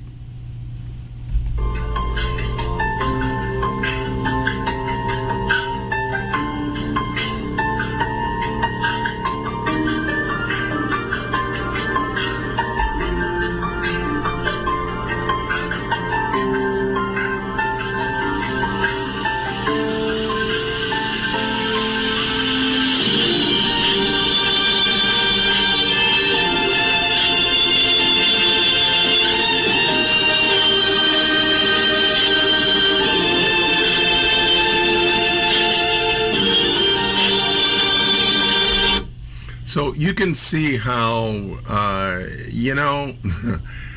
so you can see how things can be changed, how the narrative can be changed, how the story is changed and made to look a completely different way.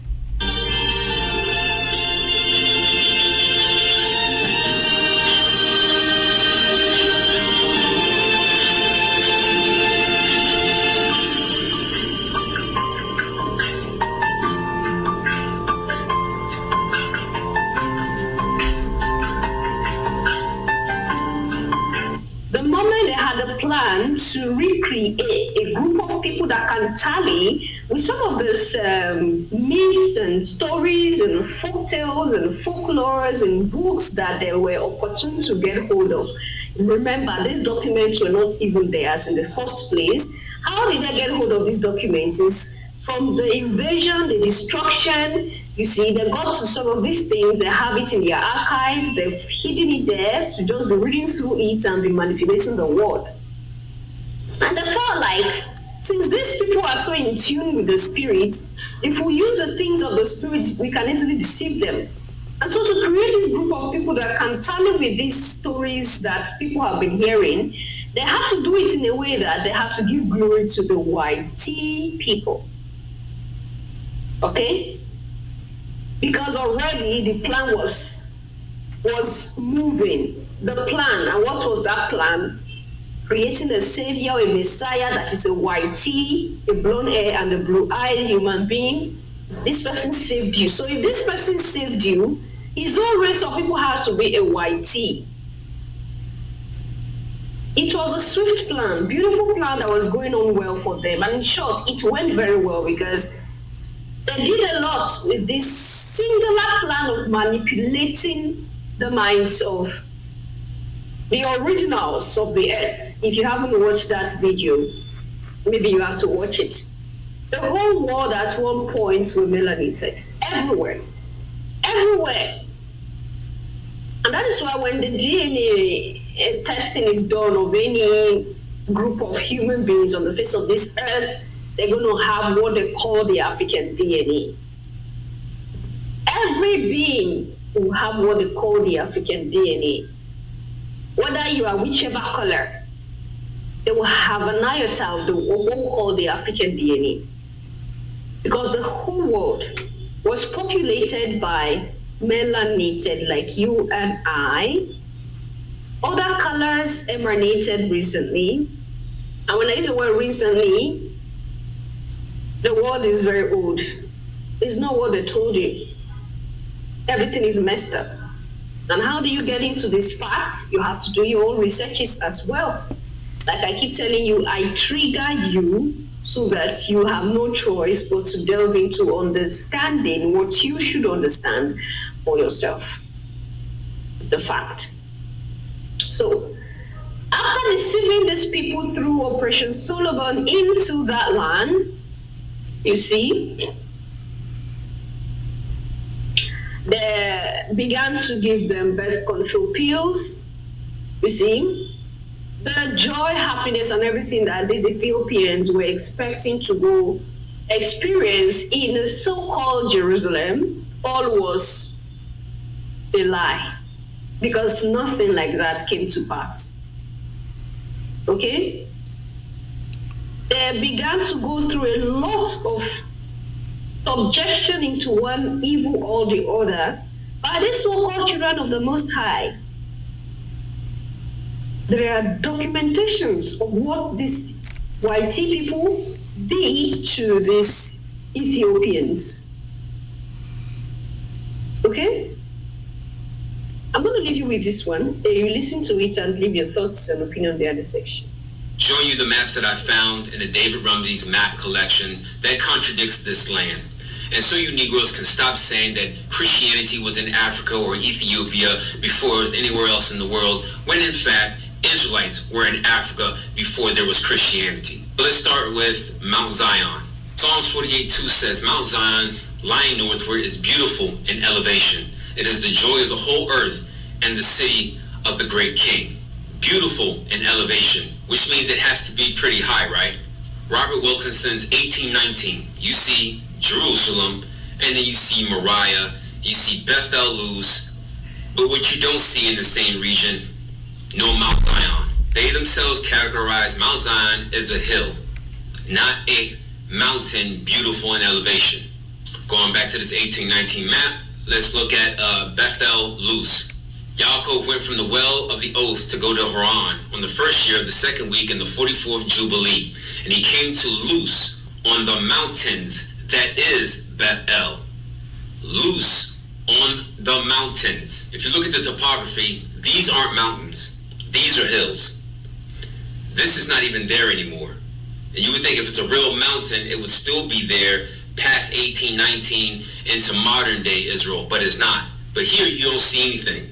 They want you to believe they condensed all these biblical towns that came with prophets, tribes, princes, royalty, land, vineyards, livestock, fruit farms, and other vegetable farms that they had spread out. You think 12 tribes could fit, with all their inheritance, fit in this very small condensed region. But we swallowed that lie and we never challenged it because we didn't know any scripture. I have many more examples of Bethel being here. This is George Phillips' map, 1910. Let's see if there are mountains in this region. Using that river as a landmark, yes they are. Multiple mountains in this region. Let's look at Moriah. Now, in scripture it says that Abraham journeyed from Beersheba to the land of Moriah to offer his son as an ascending smoke offering on one of the mountains of Moriah, in the land of Moriah. Does it look like, again, there's no mountains in this region? G.W. Colton's 1855 map, Moriah, and then you have Jerusalem. See how close and distant they are? This makes sense. The maps that I've seen, Beersheba's on the other side, upper part of Namibia. And when he journeyed through here where there are mountains in this region. Now, to prove to you that they have been changing the locations or erasing biblical cities out of South Africa for a reason, because you see G.W. Colton, his 1874 map. So a decade or so after the 1855 map, you still have Moriah here, and then Jerusalem mysteriously vanished. The maps that I found that has Jerusalem or Yerushalayim in southern Namibia, near the Kalahari Desert, backing up the book of Jeremiah or Yirmiyahu, which he said that the land of Yerushalayim would be desolate, without inhabitant.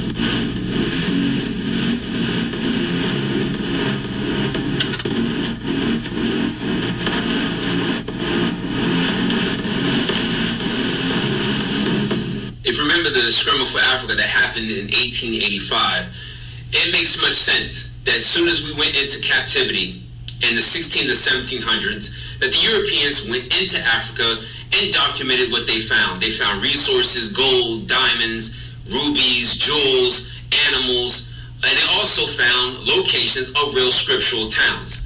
And what they did was try to use missionaries and set up churches in these locations to make you seem like they were just infiltrating Christianity into this region.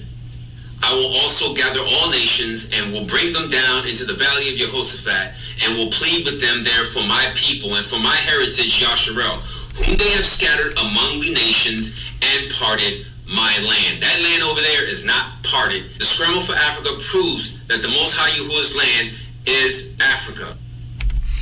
And that, my brothers and sisters, is so interesting within itself that it deserves a lot more study and a lot more attention, because what it means is that Rome would have had to go into the interior of Africa when it did indeed invade Jerusalem. Well, is that true? Well, hey, it needs more research, and I'm willing to do it. But you know what?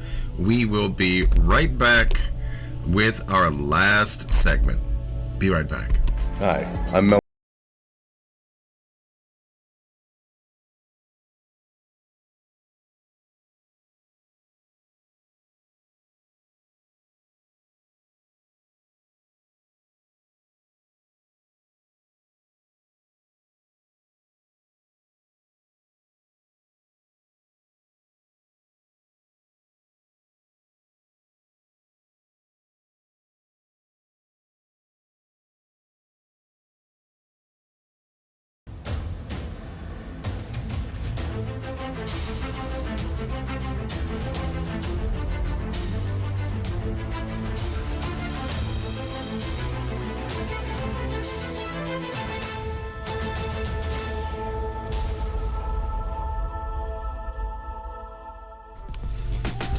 It is now time for Moshe in your kitchen.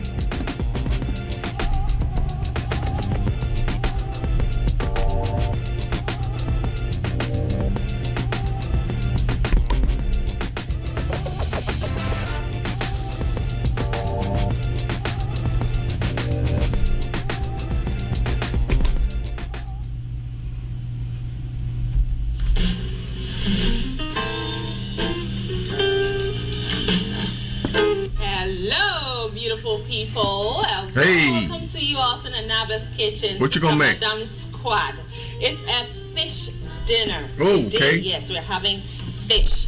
Red snapper. One of my family's Red favorites. snapper, And okay. I thought I better share the recipe with you all. So, here we go. I have this piece of fish and it's smelling like the ocean. Fresh and clean.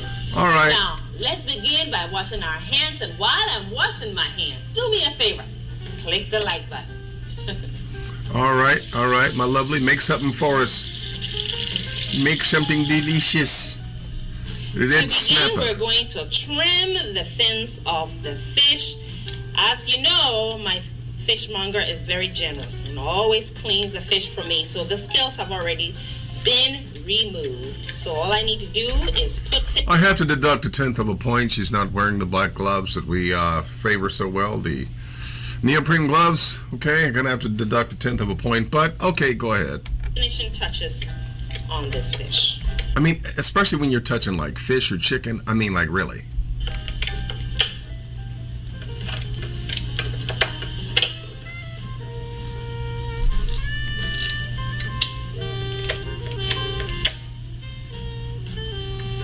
And for the tail, I like to maintain its original shape, so I cut a V, just like so. So I trim it off, maintaining that V shape. I wonder why you do that. Is it? It must be just for cosmetics. And that's just for presentation. It Okay, she told us it's just for presentation. Okay. looks so pretty that way. See? Done. Next step is to squirt the fish because we have a very special marinade to go with it. Now, Oh, talk to me about your marinade. Let's see what's in it. the marinade is no good if it cannot be integrated into the fish, right? So the way I go about that is make some diagonal That's right. That's what I do when I put my fish on the grill. incisions, and I go super deep until I can actually feel the bone. And you want to use a very sharp knife for this. Makes your job easy, and it also prevents the fish from getting bruised. And then I flip the fish the other way, and I go in the opposite direction. Oh, she's doing it that way. Okay.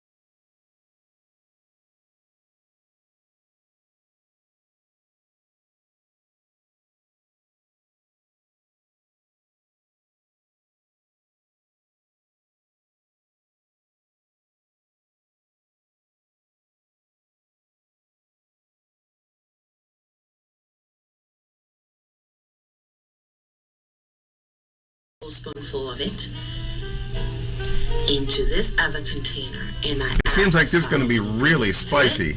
to bring some seasoning. I add some salt to taste, a little bit of oil to turn this into a sauce, and to balance the flavors, I add just a small amount. I want to back of this up organic only because I really need to see like what is in this marinade, because let me back it up just a little bit.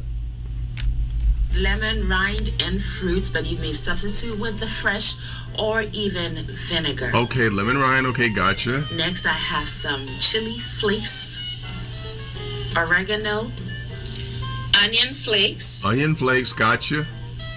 paprika,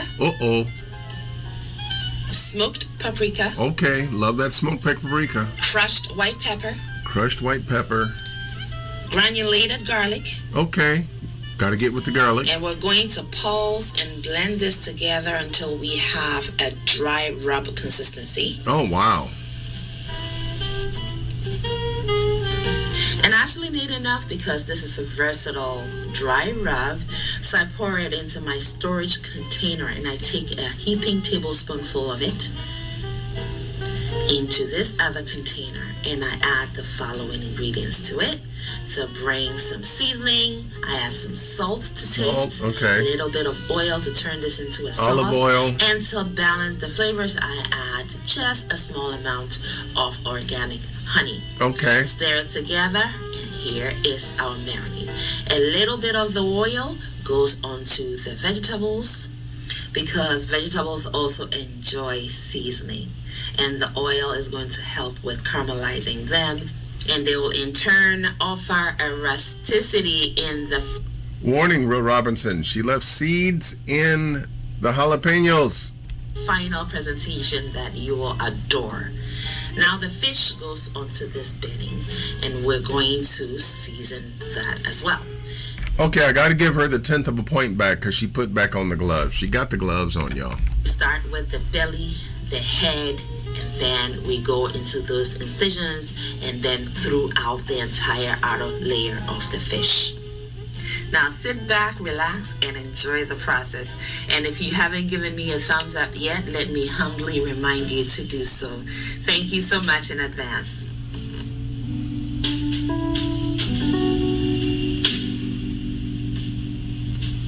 Making the fish with the marinade. Gonna rub it in before it's too late. Yeah. Gonna be delicious when I make the dishes. Hey, rubbing on the marinade.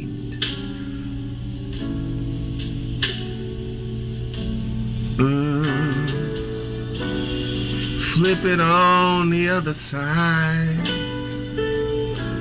Do it again, put the marinade just right. Rub it in again. Gonna be delicious, yeah. This is looking good, and the oven has been preheating at the broil option, which is at 500 degrees Fahrenheit in my oven. And I place the fish right there at the very top rack to receive the very important sealing in of the juices. That's going to take 10 minutes, and then we'll go and flip the fish and do likewise to the other side. Now I would put my fish on the grill and let that smoke soak into the fish. Oh, that is so good. Meantime, friends, we will be serving the fish when it's done with roasted potatoes, and I roast it over the stove. You will love how I go about it, so keep watching. Now here is the fish after 10 minutes of broiling, or you may also use the grill option on your oven. And see that? It is looking amazing. I go in with my fingers, but first I dip my fingertips into this ice bath first to make it easy for me and also safe to flip the fish. I've never heard of that before. I am learning things about this. and see how easy it was to flip it. And that is also because of the bedding that we created with the vegetables. Back into the oven for 10 further minutes while we continue to prep the potatoes.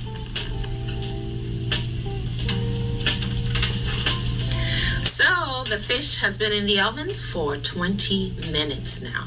We have moved it from the top rack and set it on the middle rack. Now using the baking option to continue grilling for the next 20 further minutes because the fish is huge. It is a 4-pounder. So it could use that time to cook thoroughly. Now the potatoes have also been cut into the preferred sizes I'm going for, and we're going to roast it over the stove, first starting with a skillet over medium heat. All right, let's see how you do it. Then proceed by pouring the potatoes into the pan. I like to turn them so that the flatter side has contact with the bottom of the pan. And then season with some salt. I didn't see you put any oil in there. That's interesting. To taste, of course. And then we're going to also pour some water in here because we need to sort of boil the potatoes or cook them until... Okay, that's why there's no oil yet. Okay. Until they are fork tender, but we're only going to need a small amount of water. The lid is going to generate steam to cook the potatoes through. Fish is done. 20 minutes later, it is cooked to the bone and ready to serve. All right, now checking on the potatoes. After 10 minutes, it should be nice and fork tender.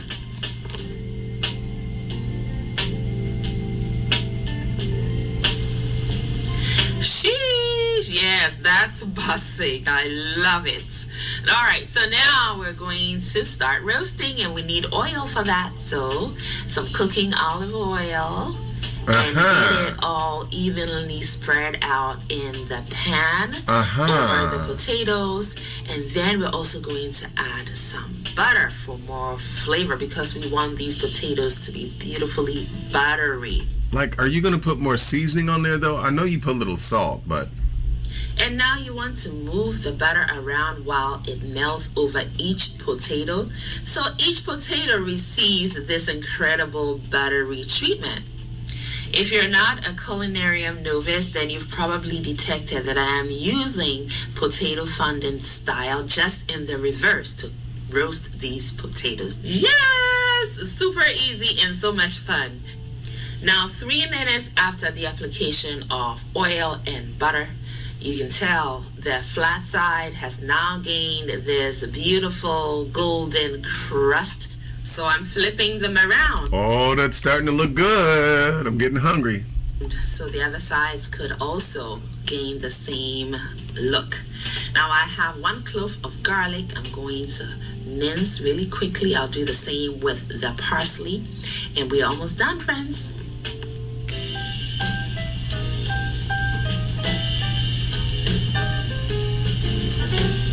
Watch your fingers, watch your fingers.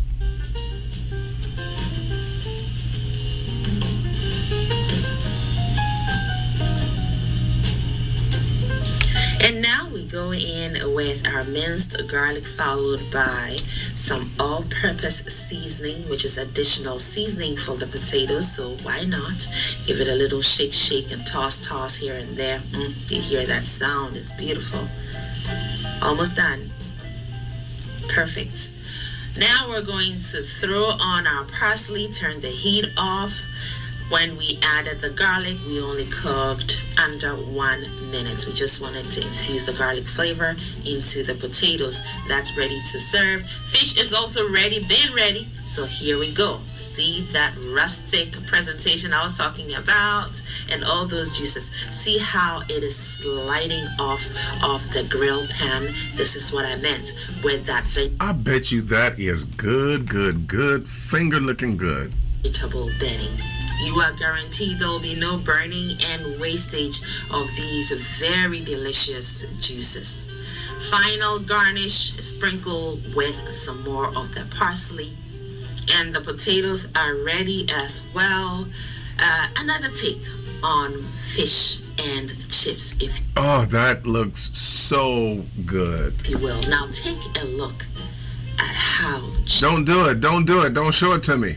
juicy, how tender this fish turned out. Oh, that looks so good to me. Man, I know some of us would be like, nope, that eyeball's looking back at me. But man, I would really enjoy this. It doesn't get juicier than that, friends. And those veggies maintain their crunch with a slight bit of caramelized treatment. So they're sweetened and they're very tasty. They're very well seasoned.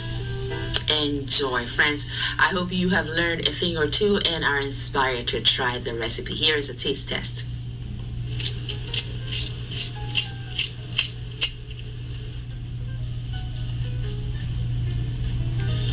Winner, winner, fish and potato dinner.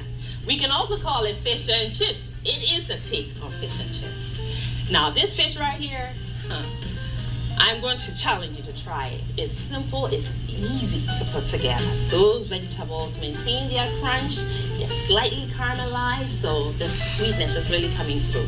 The fish itself is nice and savory, and it's also citrusy, just a hint of it. It's just right. And the potatoes, crunchy, and they're creamy, and they're also buttery. Oh my gosh, friends. This one is a winner indeed, and I can't wait to serve it to my family. I thank you for joining me today. Make it a great day and have fun, especially in that kitchen. And you all know what time it is. Shop time, yes. Chop time, yes. Chop, chop.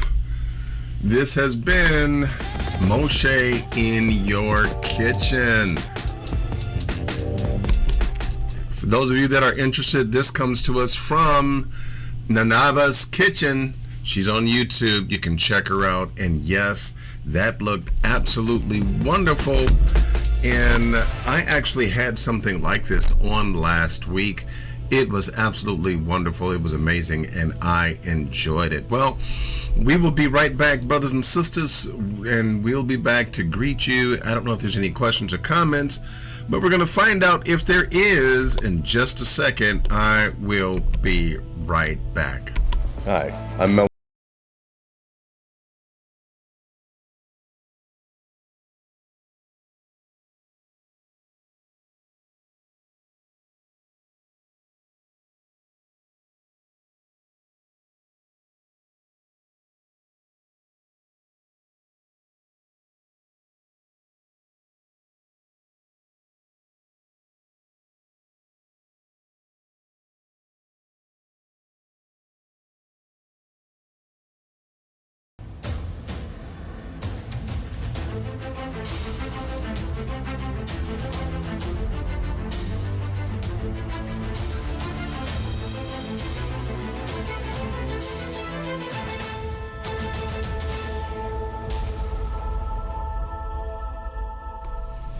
All right, peace and blessings to you. Shabbat shalom to each and every one of you. I'm checking the chat room. I'm in the chat room now, so I can see, I can see if there is a comment or two.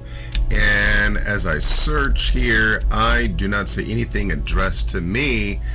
And yeah, I agree with you, my brother Ben, mouth-watering. It looked absolutely wonderful, and I would have enjoyed that.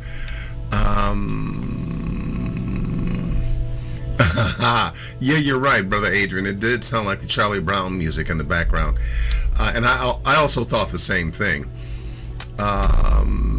Yeah. So, all right. Yeah, I thought the same thing. Michael Charles Marsh. No oil. Yeah.